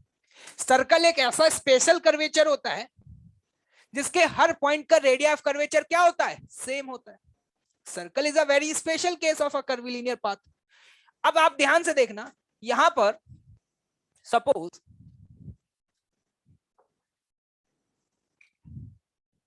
मैं कहूं भाई साहब यहां पे बता दो, तो क्या करोगे? क्या करोगे? यहां पर एक बड़ा सा ऐसा स्पेयर बनाओगे जो यहां फिट हो जाए, और उस स्पेयर का जो भी रेडियस होगा वही क्या हो जाएगा? तुम्हारा रेडियस ऑफ कर्वेचर। इंटरेस्टिंग बात यह है कि कर्व में जितना ज्यादा घुमाव होगा, रेडियस ऑफ कर्वेचर उतना ही कम होगा। सर सुनने में मजा बहुत आया लेकिन समझ कुछ नहीं आया। क्या देखिएगा, यहाँ पर कर्वेचर में घुमाव बहुत ज्यादा है, मैंने कहा कि यहाँ रेडियस ऑफ कर्वेचर बताओ, तो तुमने यहाँ एक स्पेयर बनाया। क्या बनाया? एक स्पेयर बनाया। ये जो गोला बना है, इस गोले का साइज छोटा है या बड़ा है? और घुमाव क्या है? ज्यादा है। तो जितना ज्यादा घुमाव होगा, रेडियस ऑफ कर्वेचर उतना ज्यादा होगा या उतना कम होगा? कम होगा। तो यहां पर अगर ये पॉइंट सी है तो इसका रेडियस ऑफ कर्वेचर कितना हो जाएगा? आर सी।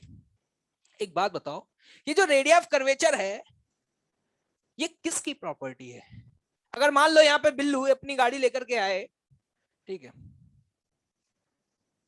और वो बिल्लू अपनी गाड़ी को इस पे चलाए, बिल्लू की गाड़ी की स्पीड चाहे 10 रहे, चाहे 50 रहे, चाहे 100 रहे, अगर वो ए पॉइंट को क्रॉस करेगा तो क्या ए पॉइंट का रेडियस ऑफ कर्वेचर बिल्लू की गाड़ी पे डिपेंड करेगा? क्या कौन सी गाड़ी लेकर के आ रहा है, कितनी स्पीड से चला रहा है, क्या इस पे डिपेंड करेगा? क्या मतलब रेडियस ऑफ कर्वेचर किसी भी कर्व की प्रॉपर्टी होती है, किसी भी कर्व की प्रॉपर्टी होती है। जब आप 12th क्लास में जाके कैलकुलस पढ़ रहे होंगे तो वहां पे रेडियस ऑफ कर्वेचर का आपको एक मैथमेटिकल एक्सप्रेशन भी बताया जाएगा। और दुनिया में जितने भी कर्व हैं, दुनिया में जितने भी कर्व हैं, हर कर्व का अपना एक रेडियस ऑफ कर्वेचर होगा ही होगा। अलग अलग पॉइंट का अलग अलग हो सकता है।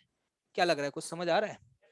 अब जनाब इंपॉर्टेंट बात ये है कि सर ये तो समझ आ गए, गोले वोले फिट करके देख लिए, बढ़िया मजा आ रहा है, लेकिन ये बताओ कि रेडियस ऑफ कर्वेचर अगर सवाल में पूछ लिया जाए किसी पॉइंट का तो कैसे कैलकुलेट करेंगे, कैसे कैलकुलेट करेंगे? तो मैं आपको एक बात याद दिलाना चाहूंगा कि आपने फॉर्मूला पढ़ा है सेंट्रीपिटल एक्सेलरेशन, जिसको मैं an लिख रहा हूं। क्या लिख रहा हूं? an का मतलब सेंटीपिटल भी बोल सकते हैं। सेंटीपिटल जनरली हम सर्कल के लिए बोलते हैं, है ना, जनरली कर्वी लीनियर में इसको क्या बोलते हैं? an बराबर क्या हम लिख सकते हैं? v²/r। यहाँ पे जो r है, सर्कल के केस में r क्या था? रेडियस। लेकिन यहाँ रेडियस बोलने का अपने आप में कोई भी औचित्य नहीं है, there is no meaning of radius, तो इसको लिखेंगे क्या? Radius of curvature. क्या इस एक्सप्रेशन से जनाब मैं ये लिख सकता हूं क्या? आर ओ सी बराबर v²/an। अरे लिख सकता हूं या नहीं लिख सकता? Whenever you want to find the radius of curvature, तो उस पॉइंट पर जो भी पार्टिकल मूव कर रहा है उसकी स्पीड फाइंड आउट करो और उसका सेंटीपिटल एक्सेलरेशन फाइंड आउट करो, दोनों को डिवाइड करो, you will get the answer. Interesting बात पता है क्या है? फॉर्मूला देकर के लगता है, अभी तो आप कह रहे थे कि स्पीड पे डिपेंड नहीं करता है, जहां में तो स्पीड आ रही है। भूल गए क्या आप? लगता घर से अच्छे से रिवाइज करके नहीं आए। इस फॉर्मूले में तो भैया स्पीड आ रही है सर, और अभी तो आपने बोला था कि स्पीड पे डिपेंड ही नहीं करता है, तो कौन सही है? मैंने कहा बेटा ऐसे फॉर्मूले तुमने जीवन में भी पहले बहुत देखे हैं, और तुम जो लॉजिक लगा रहे हो ये लॉजिक देसी लेने के बाद ही लगा पाते हैं।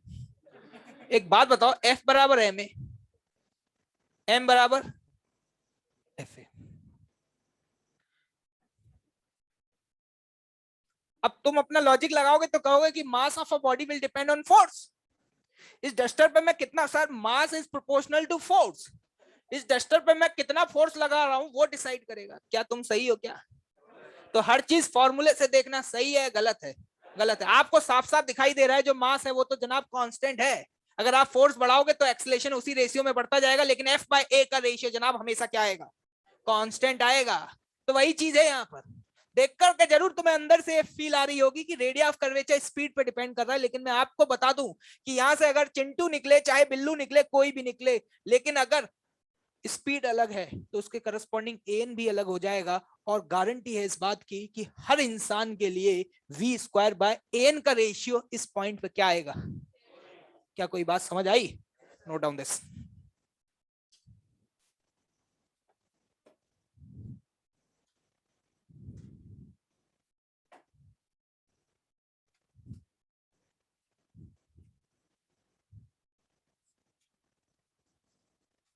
एन क्या है भाई? तालिबानी लोग पूछ रहे हैं एन बता दो क्या है।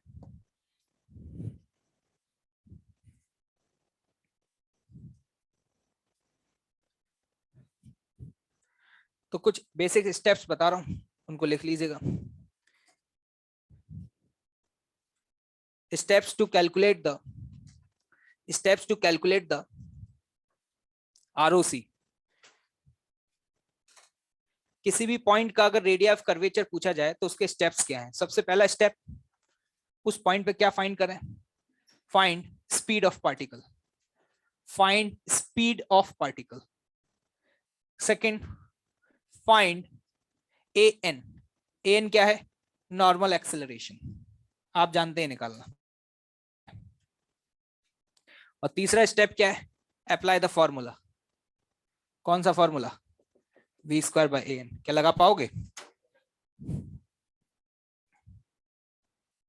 एक बात बताओ, एक पॉइंट पर क्या एक ही स्पेयर फिट हो सकता है या बहुत अलग अलग रेडियस के फिट हो सकते हैं? फिट तो एक ही होगा ना यार, ये थोड़ी है कि फिट करना, अगर इससे बड़ा रेडियस का ले आता तो क्या फिट हो जाता? नहीं हो पाता।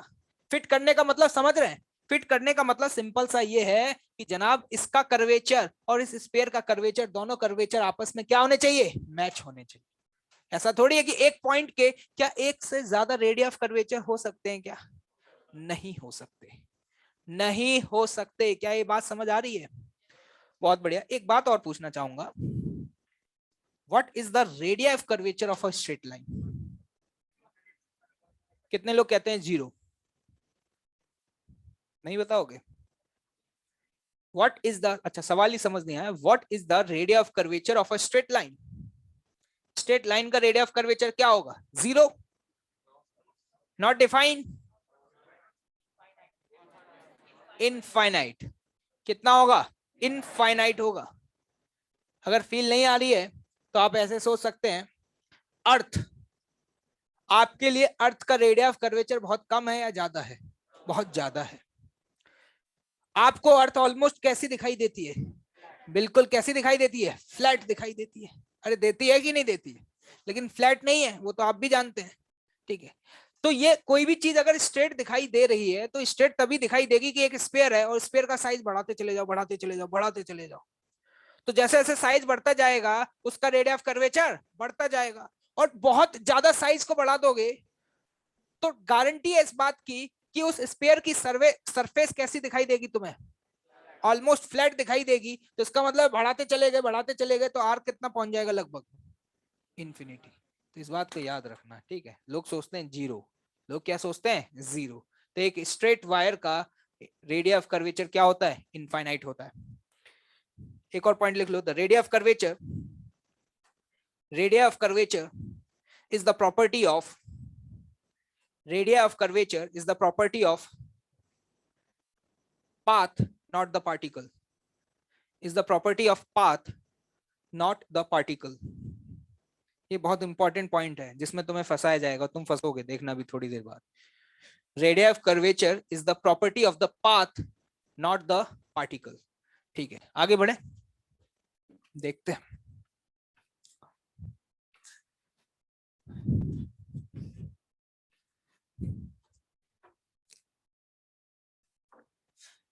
अभी हमने एक प्रीवियस क्वेश्चन सॉल्व किया। कौन सा क्वेश्चन? ये वाला, जिसमें एक पार्टिकल को प्रोजेक्ट किया गया था लाइक दिस। क्या आप लोगों ने सॉल्व किया? ठीक। कितनी स्पीड से फेंका था?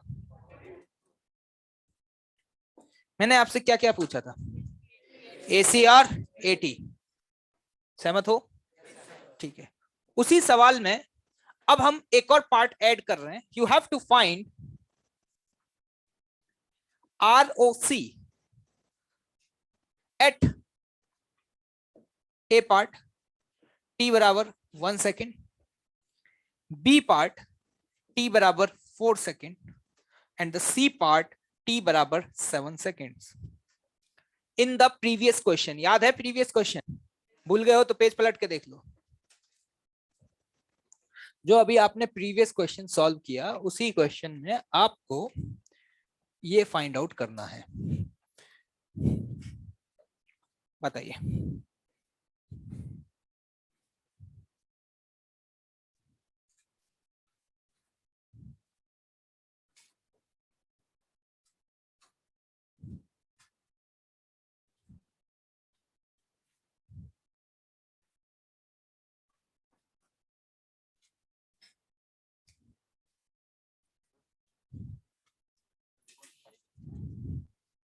क्या?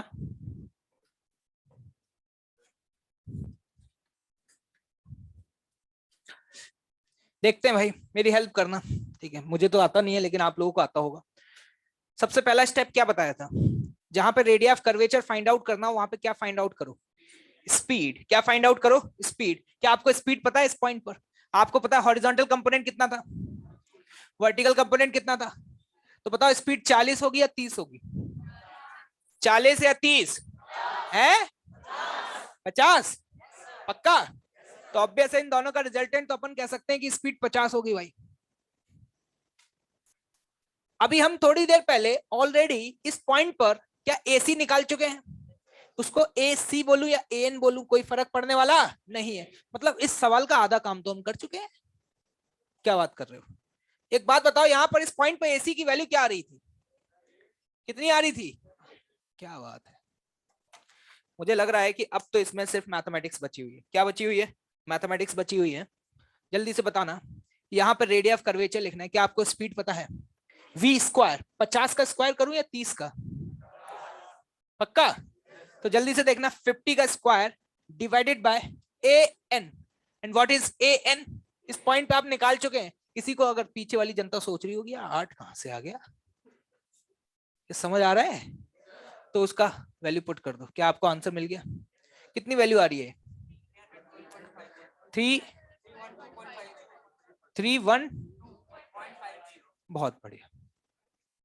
इंटरेस्टिंग बात यह है कि जो t बराबर 1 सेकंड पे आंसर आ रहा है वही आंसर t बराबर 7 पे भी आ रहा होगा। यहाँ पे अपन लोग डायरेक्टली रेडियस ऑफ कर्वेचर की वैल्यू लिख सकते हैं, दैट इज व्हाट 312.50। जिनको समझ में नहीं आ रहा पेज पलट के आराम से देखें, कोई दिक्कत वाली बात। नाउ t बराबर 4 second eight the top most point. Top most point पे स्पीड कितनी है? क्या सिर्फ हॉरिजॉन्टल कंपोनेंट है? अरे है या नहीं? वर्टिकल कंपोनेंट क्या है? टॉप मोस्ट पॉइंट पे वेलोसिटी कितनी है? 40। जरा मेरी मदद करना, आरओसी निकाल रहा हूं टॉप मोस्ट पॉइंट पे, 40 का स्क्वायर कर दूं क्या जनाब? Upon A N. क्या टॉप मोस्ट पॉइंट पे नेट एक्सेलरेशन ही एसी के बराबर है? क्योंकि टॉप मोस्ट पॉइंट पे क्या जीरो है? एसी या एटी? क्या नीचे 10 लिख दिया जाए? कितना आ रहा है यार? ये तो अलग अलग आ रहा है, ऐसा कैसे हो सकता है? क्या अरे होना भी चाहिए भैया, कोई सर्कुलर पाथ थोड़ी ना है कि हर पॉइंट का रेडियस ऑफ कर्वेचर सेम आएगा। अलग अलग पॉइंट पर रेडियस ऑफ कर्वेचर क्या आएगा? अलग अलग आएगा। एक इंटरेस्टिंग फैक्ट क्या सुनना चाहेंगे? इंटरेस्टिंग फैक्ट पता है क्या है? जैसे जैसे ये मूव करना शुरू करेगा इसका रेडियस ऑफ कर्वेचर लगातार कम होगा। क्या होगा? कम होगा। देखो यहाँ पे इसका रेडियस कितना था? 312, और यहाँ पे कितना है? 160। फिर दोबारा से बढ़ेगा। अगर कल सवाल आपसे ऐसे पूछ लिया जाए, find the minimum radius of curvature during the projectile motion, क्या तुम कर पाओगे? जैसे ही उसने बोला मिनिमम, मिनिमम कहां पर होगा? इस बात की गारंटी है कि जो गोला तुमने बनाया है उस गोले का साइज सबसे कम कहां पे बनेगा? टॉप मोस्ट पॉइंट पे बनेगा। मतलब जब पार्टिकल प्रोजेक्टाइल मोशन कर रहा होता है तो जिस पाथ पे वो मूव कर रहा होता है उस पाथ का रेडियस ऑफ कर्वेचर सबसे कम किस पॉइंट पे होता है? Top most point. तो वो आपको ये नहीं बोलेगा टॉप मोस्ट पॉइंट पे होता है, वो तो सिर्फ इतना लिखेगा मिनिमम रेडियस ऑफ कर्वेचर। तुम सोचोगे इसने टाइम तो बताया ही नहीं है, डेटा इज इनसफिशिएंट। तो लिख लो इस बात को अंग्रेजी में फटाफट। The minimum radius of curvature, the minimum radius of curvature during the projectile motion, during the projectile motion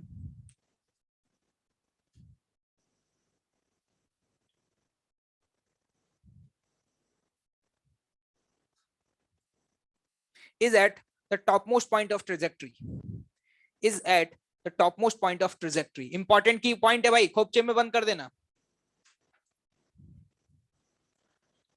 direct सवाल पूछा जाएगा यहां से।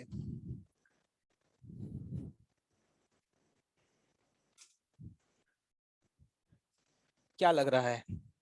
क्या तुमसे सवाल बन पा रहे हैं? क्या चीजों को कनेक्ट कर पा रहे हो? टफ तो नहीं लग रहा किसी को? क्या कुछ ज्यादा ही हलवा है क्या? तो चलिए अगला क्वेश्चन लिखिए फटाफट।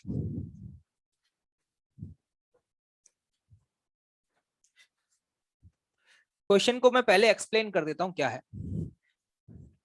जो अभी आपने ये वाला क्वेश्चन सॉल्व किया ना, इसका ये पाथ है ना, ये पाथ, एक कीड़ा लाइक यू, उड़ने वाला, मान लो मक्खी है, क्या है? कोई मधुमक्खी है, और वो मधुमक्खी ये वाला जो आपने प्रीवियस क्वेश्चन में जो पाथ देखा है ना, ये इस पाथ पर कांस्टेंट स्पीड से चल रही है। कैसे चल रही है? कांस्टेंट स्पीड से चल रही है, और उसकी स्पीड हमेशा कितनी है? 20 मीटर पर सेकेंड। इस तरीके से हमेशा उसकी स्पीड कितनी है? 20 मीटर पर सेकेंड। ठीक है, क्वेश्चन लिखें।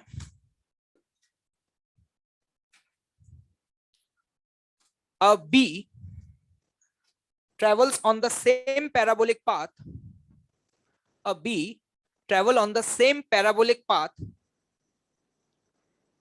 as in previous question. As in previous question, with a constant speed of 20 meter per second.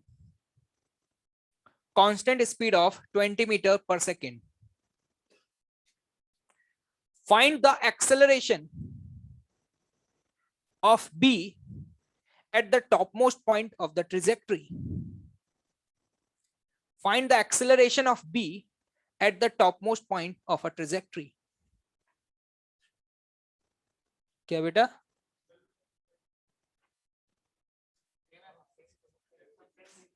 बचपन से ही ऐसे थे या कोटा आकर के हो गए हो? अभी बोला तो सेम। भाइयों कुछ लोगों का आंसर 0 आ रहा है। ये सस्ता वाला ले रहे हैं।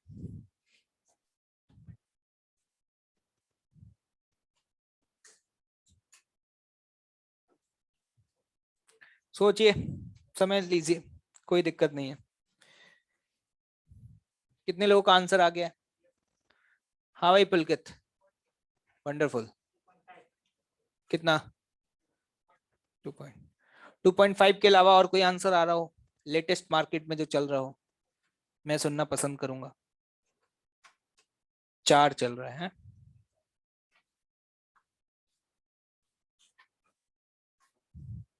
देखिएगा, लोग कहते हैं अरे सर क्या सस्ता सा सवाल पूछ लिए हो। दो तरह की जनता होती है, एक तो कहती है 0 होगा। हमने कहा क्यों जनाब? सर स्पीड कांस्टेंट है ना। गजब टोपीबाज लोग हैं। एक बात बताओ, अगर स्पीड कांस्टेंट है तो टी 0 होगा ना, मतलब टेंजेंशियल एक्सेलरेशन 0 होगा। क्या जब ये मूव कर रहा है तो क्या वेलोसिटी का डायरेक्शन चेंज हो रहा है? अरे हो रहा है या नहीं हो रहा है? क्या चेंज होता हुआ दिख रहा है? अगर कोई आपसे पूछ ले कि वेलोसिटी कांस्टेंट है या वेरिएबल है, क्या वेलोसिटी वेरिएबल है या नहीं है, तो एक्सेलरेशन होगा या नहीं होगा? बिल्कुल होगा। तो 0 तो नहीं होगा आंसर। हाँ ये है एटी 0 होगा, और जो भी ए नेट होगा वही एसी के बराबर होगा। क्या ये बात समझ आई? दूसरी जनता, बहुत सस्ता सवाल है सर। क्यों? सर जी के बराबर होगा, एक्सेलरेशन क्या होगा? 10। मैंने कहा क्यों? सर आपने तो बोला प्रीवियस क्वेश्चन है। सर आपने तो अभी बोला प्रीवियस क्वेश्चन है। देखो सर प्रीवियस क्वेश्चन में टॉप मोस्ट पॉइंट पर आंसर क्या था? 10 था। एक बात बताओ, पिछले वाले क्वेश्चन में कौन था? पत्थर था या पार्टिकल था? पार्टिकल जब हवा में होगा तो सिर्फ उस पर एक ही फोर्स लग रहा होगा, and that is what? mg। ठीक है, लेकिन जब ये यहां पर मक्खी हवा में उड़ रही है तो क्या ये अपने आप उड़ रही है? यूं जाके खड़ी हो गई, उड़ रही चली जा रही है। क्या ये अपने जो भी इसके पास भगवान की कृपा से पंख वंख है, क्या उन पंख को ऊपर नीचे कर रही होगी? जब ये अपने पंखों को ऊपर नीचे कर रही होगी तो गारंटी है कि हवा में जो भी मॉलिक्यूल्स हैं, क्या उस हवा की वजह से भी इस पे फोर्स लग रहा होगा? अरे लग रहा होगा या नहीं? अपने आप तो नहीं चल सकता। तुम खड़े हो जाओ, उड़ जाओ, उड़ के दिखाओ, तुम यूं खड़े हो जाओ, उड़ जाओगे क्या तुम? नहीं। तो इसका मतलब ये बात तो तय है कि इसके ऊपर जब ये हवा में है तो सिर्फ mg लग रहा है, या mg के अलावा और कोई भी फोर्स लग रहा है? और कोई भी फोर्स लग रहा है, सिर्फ mg नहीं लग रहा। लेकिन हमें इन सब चीजों से लेना देना ही नहीं, हमें इन सब चीजों से कोई लेना देना है ही नहीं। हमसे बोला एक्सेलरेशन बता दो टॉप मोस्ट पॉइंट पे। हमने कहा अच्छा यहाँ पे एक्सेलरेशन बताना। मैं आपसे पूछ रहा हूँ यहाँ पे स्पीड क्या होगी? एक बात तय है, थोड़ी देर पहले आपको बताया था कि कर्वेचर का जो रेडियस होता है वो क्या इस बात पर डिपेंड करता है कि उस पर कौन चल रहा है? चाहे यहाँ पे से मक्खी उड़ के जाए, चाहे यहाँ से पार्टिकल निकल करके जाए, क्या इस पॉइंट का रेडियस ऑफ कर्वेचर जनाब चेंज हो जाएगा क्या? अरे बोलो भाई बोलो, क्या बात कर रहे हो भाई? क्या इसका रेडियस ऑफ कर्वेचर पहले भी 160 था तो क्या अभी भी 160 ही रहेगा? और एक बात तय है कि इसका जो भी एक्सेलरेशन होगा वो वेलोसिटी के परपेंडिकुलर होगा। वो वेलोसिटी के क्या होगा? परपेंडिकुलर। क्यों? ऐसा क्यों? क्योंकि एटी हमेशा क्या है? 0। तो मैं यहाँ पे बोलूंगा कि an बराबर क्या लिखूंगा? v square by r। v की वैल्यू कितनी है? 20 का स्क्वायर अपॉन r। क्या ये r पुराने वाले क्वेश्चन का यूज कर सकता हूं? थोड़ी देर पहले स्टेटमेंट बताया था कि जो रेडियस है वो पार्टिकल की प्रॉपर्टी है या पाथ की प्रॉपर्टी? तो क्या हर पार्टिकल के लिए, चाहे मधुमक्खी हो, चाहे पत्थर हो, चाहे हेलीकॉप्टर हो, चाहे हाथी हो, अगर वो इस पाथ को क्रॉस करेगा, इस पॉइंट को क्रॉस करेगा, तो रेडियस ऑफ कर्वेचर क्या हर किसी के लिए 160 ही होगा? तो क्या यहाँ पे 160 लिख दिया जाए जनाब? इसको सॉल्व करें तो कितना आता है? 2.5 मीटर पर सेकेंड स्क्वायर। तो कहते हैं ये तो आपने an निकाला है सर। हमने कहा तो 80 तो क्या है? ये तो क्वेश्चन में दिया नहीं है, लेकिन जनाब हमें पता है कि जो नेट एक्सेलरेशन है वही an के बराबर होगा, क्योंकि at की वैल्यू 0 है, क्योंकि पार्टिकल कांस्टेंट स्पीड से चल रहा है। इंटरेस्टिंग बात क्या है पता है, हर इंस्टेंट पर इसका जो भी एक्सेलरेशन होगा वो हमेशा वेलोसिटी के क्या होगा, परपेंडिकुलर होगा, हर इंस्टेंट पर, हर इंस्टेंट पर। क्या ये बात समझ आ रही है? Note down this. कितने लोगों का सही था? Great, wonderful.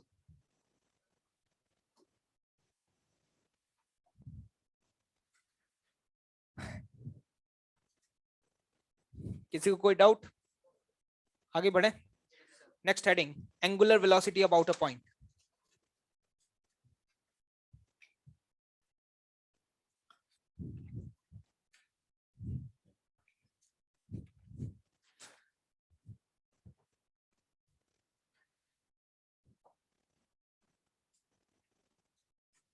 Angular velocity about a point. देखिएगा, समझने की कोशिश करते हैं।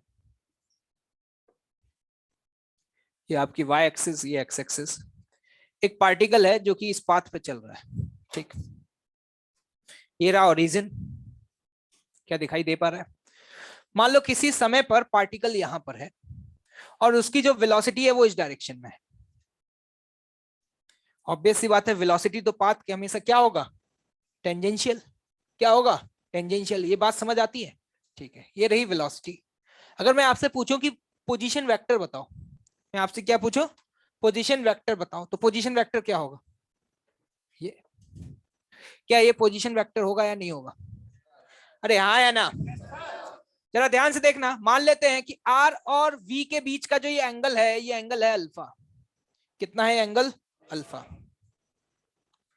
क्या देख पा रहे हैं? मैं यहां पर वेलोसिटी को दो कंपोनेंट में तोड़ सकता हूं। वेलोसिटी का एक वो कंपोनेंट जो R के अलोंग है। किसके अलोंग है? R के अलोंग। कितना होगा ये कंपोनेंट? बहुत बढ़िया, कंपोनेंट करना आते हैं। और वेलोसिटी का वो कंपोनेंट जो R के परपेंडिकुलर है, वो कितना होगा? क्या समझ आ रहा है? एक बात बताओ, ये रहा आपका आर वेक्टर। आर वेक्टर के पास दो चीजें होती हैं, कौन कौन सी? मैं और आप। कौन कौन सी चीजें होती हैं आर? मैग्नीट्यूड और डायरेक्शन। अरे भाई, किसी भी वेक्टर के पास दो चीजें होती हैं, एक मैग्नीट्यूड और दूसरा डायरेक्शन। जरा ध्यान से देखिएगा, ये रहा आर। आर को चेंज कौन करता है? वी। क्या ये बात समझ आ रही है? अगर कोई आपसे पूछ ले, ये तो वही वाला रिलेशन हो गया, जैसे आर, आर से कौन आया? वी। वी से कौन आया? ए। वी को कौन चेंज करता है? ए। आर को कौन चेंज करेगा? वी। तो कैसे देख रहे हैं? क्या समझ पा रहे हो? तो यहां पर जरा ध्यान से देखना, मैंने यहाँ पे वेलोसिटी के दो कंपोनेंट कर दिए। ये जो v cos अल्फा वाला कंपोनेंट है, जो r के अलोंग है, किसके अलोंग है? क्या ये इसको खींचने की कोशिश कर रहा है? और जनाब अगर खींचने की कोशिश कर रहा है तो इसका मतलब क्या हुआ? क्या वो उसके मैग्नीट्यूड को चेंज कर रहा है? बहुत बढ़िया।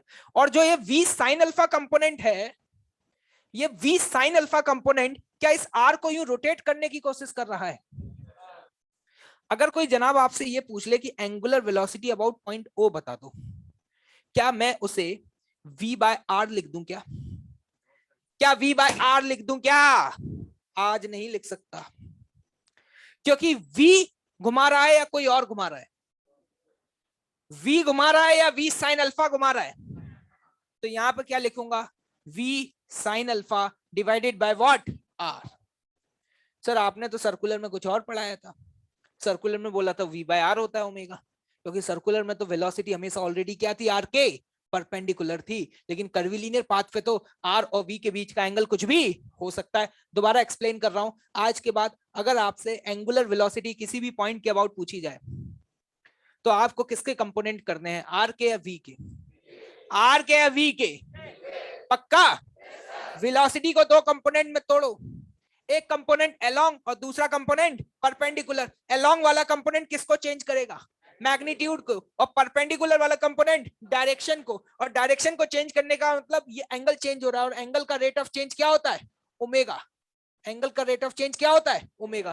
तो अगर आज के बाद कभी भी आपसे एंगुलर वेलोसिटी पूछी जाए तो ऐसे लिखेंगे, about a point v sin alpha upon r, या इसी को बोल सकते हैं v परपेंडिकुलर। V परपेंडिकुलर क्या है? Component of V perpendicular to R divided by R का मैग्नीट्यूड। Note down this. एक और चीज, अगर जनाब सुनिएगा, मोहब्बत से सुनिएगा, अगर आपके पास ये लिखा होता ऐसे, देखना भाई, देखना भाई, देख लेना भाई, देख लेना, दो डंडे लगा दिए जनाब, क्या स्टाइल मारने के लिए लगाए? क्या इनका अपने आप में कोई लॉजिक है क्या? अगर दो डंडे लगा दिए तो इसका मतलब किसकी बात कर रहा है? मैग्नीट्यूड की बात कर रहा है। तो मैग्नीट्यूड को कौन चेंज कर रहा है? V sin अल्फा, V या V cos अल्फा? है?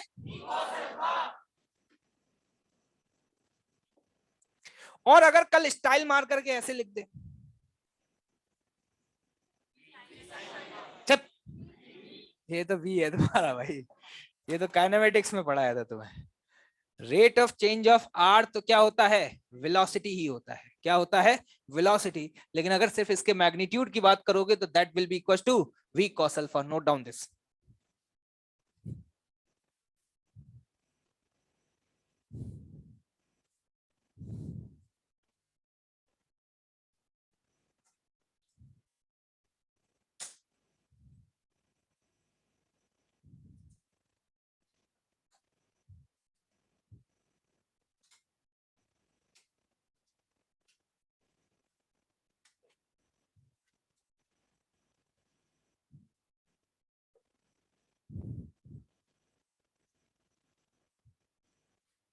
ये सारी चीजें नोट कर लेना भाई।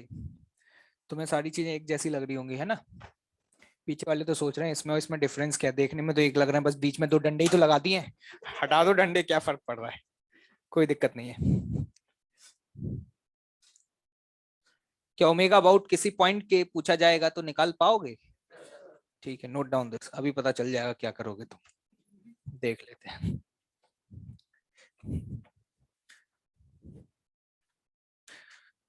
इसको क्या बोला जाता है? ओमेगा ओ को क्या बोला जाता है?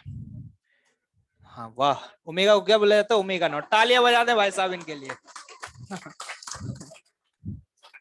ओमेगा को बोला जाता है ओमेगा नॉट है। ओमेगा को बोला जाता है angular velocity about a point. ये आपको समझ में आया कि यहाँ पे मैंने V sin अल्फा ही क्यों लिखा है?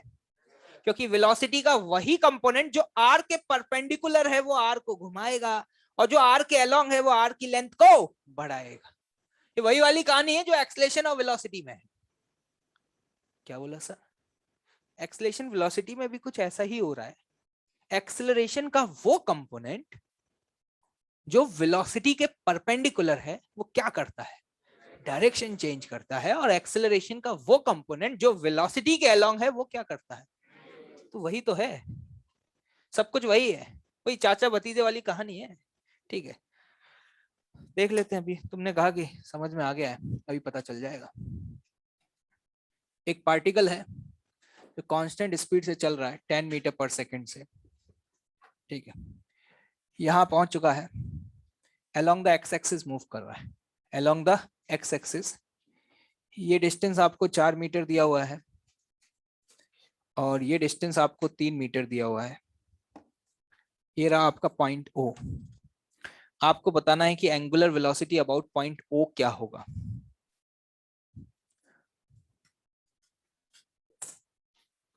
Find the angular velocity about the point O। एक पार्टिकल जब वो इस पॉइंट पर है और ये पॉइंट आप देख पा रहे हैं x, ये 3 है, ये 4 है।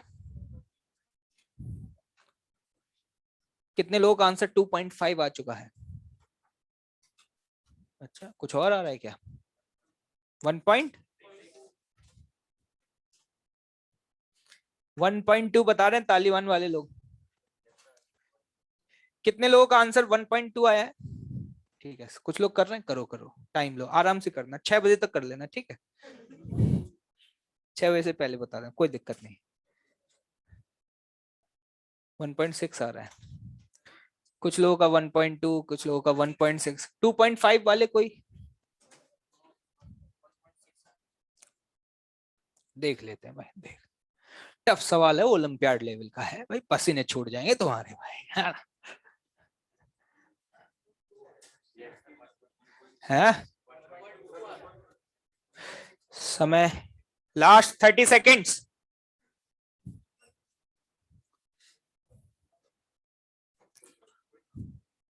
ये और भाई तालिबानी लोग 1.6 कैसे आ रहा है तुम्हारा बे? सस्ता वाला चूरन ले रहे हो तुम लोग क्यों भाई? 1.6 दो आंसर आ रहे हैं, 1.6 और 1.2। चलिए देखते हैं, सबसे पहले क्या करें,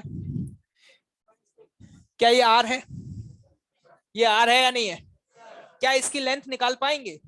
ये बहुत टफ सवाल है क्योंकि ये 3 है ये 4 है, तो पाइथागोरस लगानी पड़ेगी है ना। तो ये 5 आ जाएगा। कितना आ जाएगा? 5 आ जाएगा। अब एक बात बताएं मुझे, क्या ये एंगल पता है आपको? कितना? 53। एक बात बताओ, ये एंगल कितना?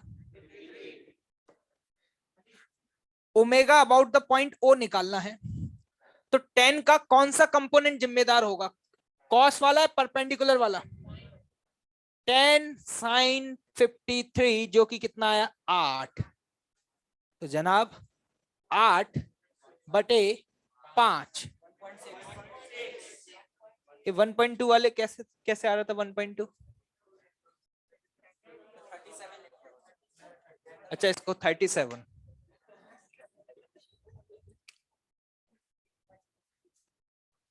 ऐसे कितने लोग हैं जिन्होंने ये किया कि सर वेलोसिटी 10 और सर आर का कंपोनेंट कर लो, परपेंडिकुलर बोला था आपने तो हमने आर का परपेंडिकुलर कंपोनेंट 4 कर दिया, तो सर हमारा आंसर तो 10/4 आ रहा है।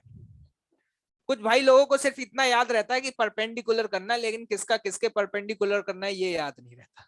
तुम्हें आर का कंपोनेंट करना है या वी का करना है?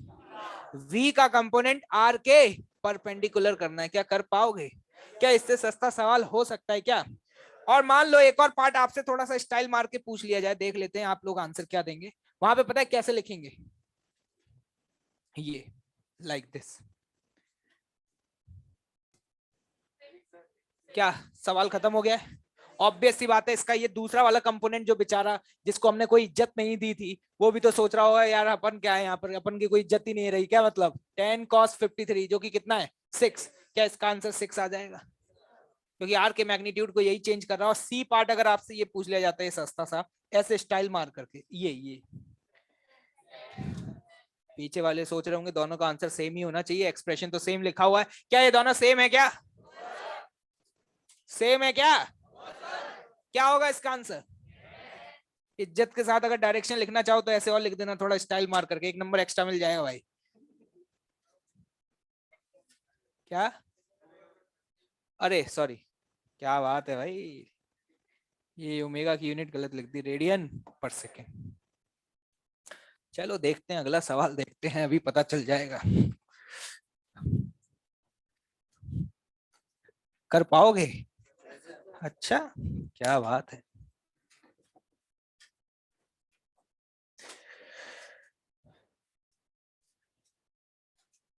सवाल देखिएगा, ये रहा पॉइंट 2। एक पार्टिकल को यहां से रिलीज किया है। क्या किया है? रिलीज। रिलीज का मतलब क्या होता है? छोड़ना। मतलब उसकी इनिशियल वेलोसिटी क्या है? 0। क्या बात है। तो रिलीज करेंगे तो क्या करेगा? इधर चला जाएगा है? क्या बाहर निकल आएगा तुम्हारे पास? क्या होगा उसके साथ? क्या बात है यार, ये सब समझ आता है तुम्हें, मतलब बहुत बढ़िया। ये जो डिस्टेंस है ये 40 मीटर है। कितना है? 40 मीटर। और जहां से रिलीज किया है जनाब, वो डिस्टेंस जो है वो 50 मीटर है। कितना है? 50 मीटर। सवाल लिखिए, find the angular velocity, find the angular velocity about the point O at t बराबर 2 सेकेंड। एट t बराबर 2 सेकेंड। चलिए, angular velocity about the point O at t बराबर 2 सेकेंड। देखते हैं अपने भाई बंधु तालिबान वाले क्या आंसर दे रहे हैं।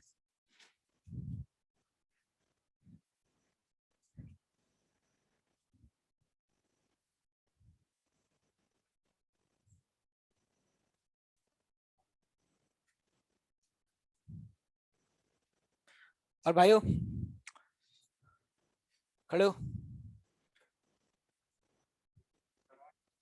नहीं, मैंने सवाल पूछा ही नहीं, तुम आंसर क्या दे रहे हो? मजा आ रहा है? मजे लेने थोड़ी आए हैं। समझ में आ रहा है कि नहीं आ रहा भाई? कहाँ से हो? बैठ जाओ भाई, बैठ जाओ। बहुत डर लगता है, खौफ है भाई यहाँ पे।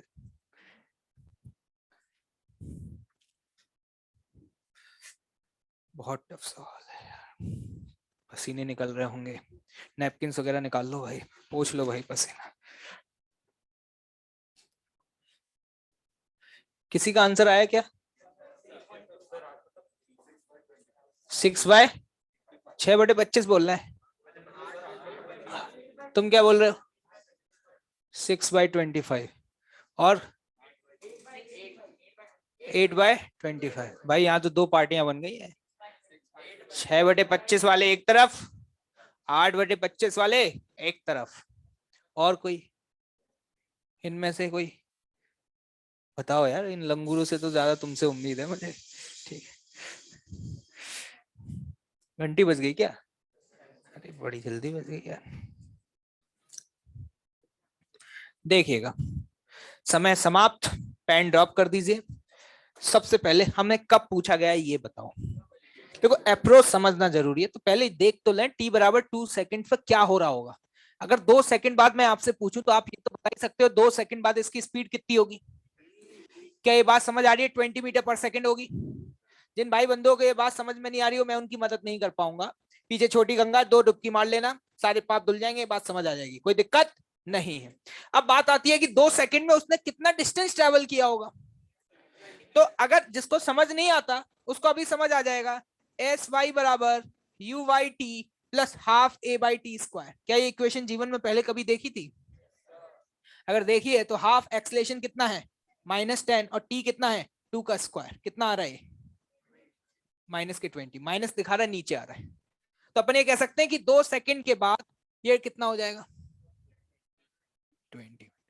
सर ये सब क्यों कर रहे हो? हमें कुछ नहीं करना। हमारा सबसे पहला स्टेप क्या होता है कि पार्टिकल जहां पर पहुंच गया उसका पोजीशन वेक्टर बना लो। क्या बना लो? Position vector. क्या ये पार्टिकल का पोजीशन वेक्टर होगा या नहीं होगा? देख लो बेटा, देख लो, होगा। एक बात बताओ, ये 40 है, ये 20 है, तो ये कितना होगा? 30 होगा। ये 40, ये 30, what is the length of this? जिसको समझ ना आया हो, अबे इतने टमाटर बेच रहे हो क्या? टैलेंट गजब का है तुम्हारे पास, स्कोप है अच्छा। घर पे कॉल करके बोल देना कि लड्डू बंटवा दें, प्लेसमेंट हो गया हमारा।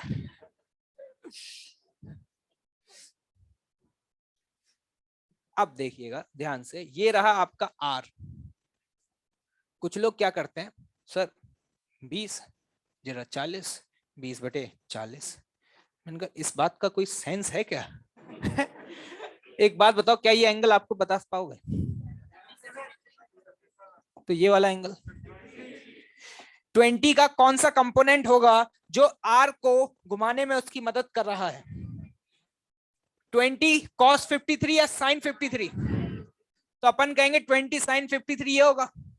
20 sin 53, sin 53 कितना आ गया? 16।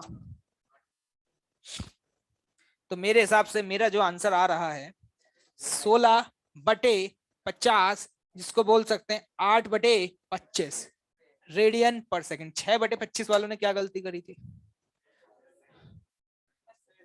एंगल गलत ले लिए थे, 37-53। तुम तो एक किताब लिख सकते हो। कौन सी किताब लिखोगे? उसकी हेडिंग पता है क्या होनी चाहिए उस किताब की? कुछ लोग तो ये लिखे, आसान सवालों को टफ कैसे बनाया जाए, हमसे मिलिए, ठीक है, शाम को 5 से 6, है ना। हर सवाल में गलती निकालने का स्कोप कैसे निकाला जाए, हमसे। क्या इस सवाल में कोई रॉकेट साइंस थी क्या? ऐसा मैंने इस सवाल में कुछ किया है जो तुम नहीं कर सकते थे? क्या ये तुम्हें नहीं पता था कि 2 सेकंड में 20 चलेगा? अच्छा ये नहीं पता था। बहुत गरीबी है यार फिर तो। अब ये नहीं पता है तो सॉरी फॉर दिस, मैं आपकी मदद नहीं कर पाऊंगा। लेकिन अगर यहां तक पहुंच गए तो इसके बाद याद रखिएगा आपको कंपोनेंट किसका करना है। हाँ, वेलोसिटी का करना है भैया, रेडियस वेडियस का मत कर देना, एंगल वेंगल ध्यान से लो। लेकिन कंपोनेंट करने का ये मतलब नहीं है कोई भी कंपोनेंट कर दो। सर ने बोला कंपोनेंट करना है, बस कंपोनेंट कर तो दिया सर। 20 cos 53 6 बटे कौन सा वाला लेना है? Perpendicular to R. क्या याद रहेगा? क्या अगला सवाल करने के लिए तैयार हो?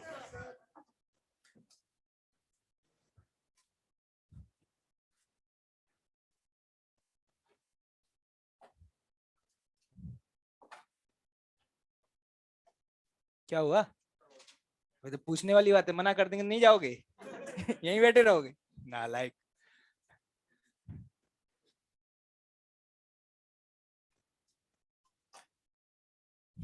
सोच रहे होगे सर ये वाला क्वेश्चन पीछा ही नहीं छोड़ रहा है।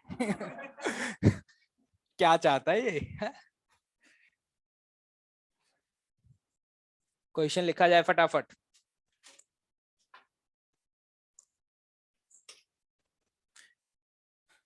Find the angular velocity about the point O just before striking the surface. Just before striking the surface. दोबारा स्ट्राइक करेगा कि नहीं करेगा? उड़ जाएगा। पार्टिकल को यहां से फेंका है और ये ऐसे जा रहा है। जब ये जस्ट स्ट्राइक करने वाला है उस समय आपको ये बताना है इस पॉइंट ओ के अबाउट। फिर point O is what? Point of projection. Point O के अबाउट इसका एंगुलर वेलोसिटी क्या होगा? समय शुरू होता है 2 मिनट।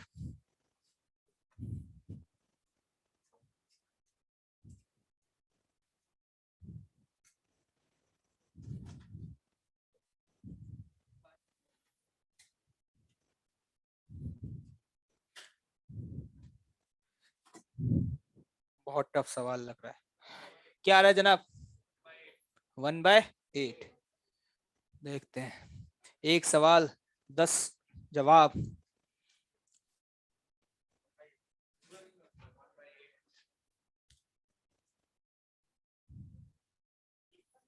क्या सबके आंसर सेम कैसे आ रहे हैं इस बार यार?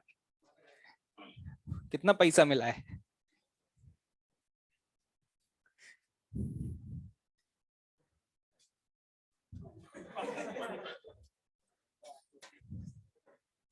कितना?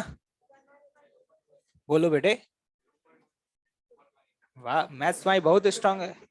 लेकिन जितने डिजिट में आंसर दिया है ना, इतने डिजिट में नंबर भी ले आओ मैथ्स में, है ना? क्या नाम है तुम्हारा? अच्छा भाई, तालियां बजा दी जाए एक बार रत्नेश भाई के लिए। यही है रत्नेश भाई, चच्चा विधायक है इनके। चलिए देखते हैं भाई। देवांश बंसल जी हैं क्या? बंसल जी और कोई है जिसका 1/8 आ रहा है? कितने लोगों का आ चुका है? अच्छा आ गया है। तो शांत क्या बैठो, बताओ ना, खत्म करें इसको। टाइम तुम्हें मौज बहुत लेनी है भाई साहब। हर एक क्वेश्चन के बाद यूं थक गए। खत्म करो यार, इतना क्या टाइम पास कर रहे हो? एक बात बताओ, जिस स्पीड से फेंका है क्या उसी स्पीड से गिरेगा? जब ये गिर रहा होगा तो क्या इसकी स्पीड इतनी ही होगी? तो एक बात बताओ कि ये क्या है? ये आर है, लेकिन ये आर ही तो रेंज है। अब मैंने सुना था कि रेंज बराबर क्या होता है? u² sin 2θ बटे जी। पीछे वाली जनता सोच रही है ये फॉर्मूला कब पढ़ाया था सर ने? पढ़ाया था क्या भाई? क्या बात है। sin 2θ, थीटा की वैल्यू क्या है? 45, तो 2θ की वैल्यू 90। जल्दी से बताएं रेंज क्या आ रही है? 320 मीटर। ये आंसर नहीं है, पिघल गए। आ गया sir 320। Omega about a point O पूछा गया है। लेकिन अब ध्यान से आप देखें, क्या आपको इस वेलोसिटी का वो कंपोनेंट लेना होगा जो आर के परपेंडिकुलर है? आप जानते हैं जिस पे फेंका है उसी पे गिरेगा। तो इसका परपेंडिकुलर कंपोनेंट तो कितना हो जाएगा? 40। कितना हो जाएगा? 40। तो जल्दी बताएं omega about the point O क्या लिखेंगे? 40 divided by 320 and this is what? 1/8 radian per second. क्या सभी गरीब भाई बंधु को समझ में आ गया जनाब? होमवर्क लिखा जाए फिर। जल्दी लाओ शीट, ले आओ शीट।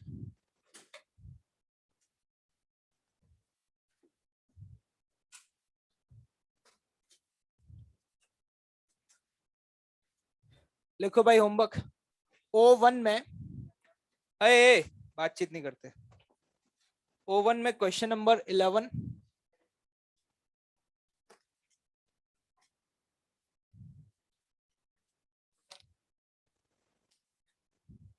दिया ही नहीं है। मतलब रेस 34 डिस्कस हो चुका है। कैसे सवाल लोगे जवाब? क्या ठीक हो?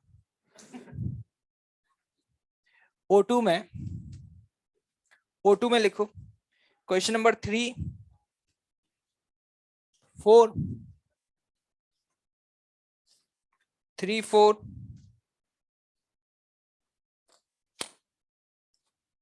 क्वेश्चन ही नहीं है शीट में। एससी वर्मा लाए हो क्या?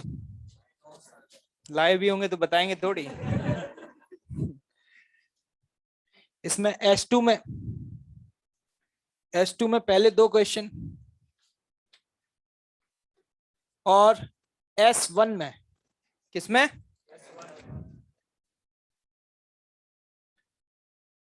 S1 में 7, 8,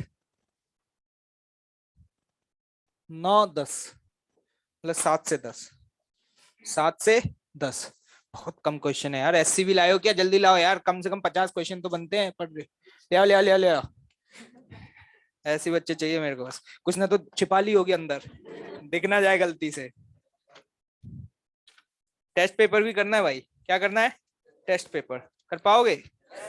ठीक है, देखते हैं भाई। एससी में डायनामिक्स के ज्यादा सवाल है एक्चुअली में।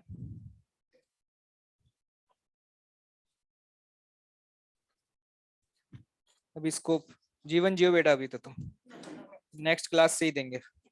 इतना करो, पुराना अगर कोई बैकलॉग है उसको कवर करो। नेक्स्ट क्लास में ढूंढ के लाऊंगा तुम्हारे लिए होमवर्क अच्छे से। हो पाएगा? चले भाई, और ताली बानियो। सब कुछ बढ़िया?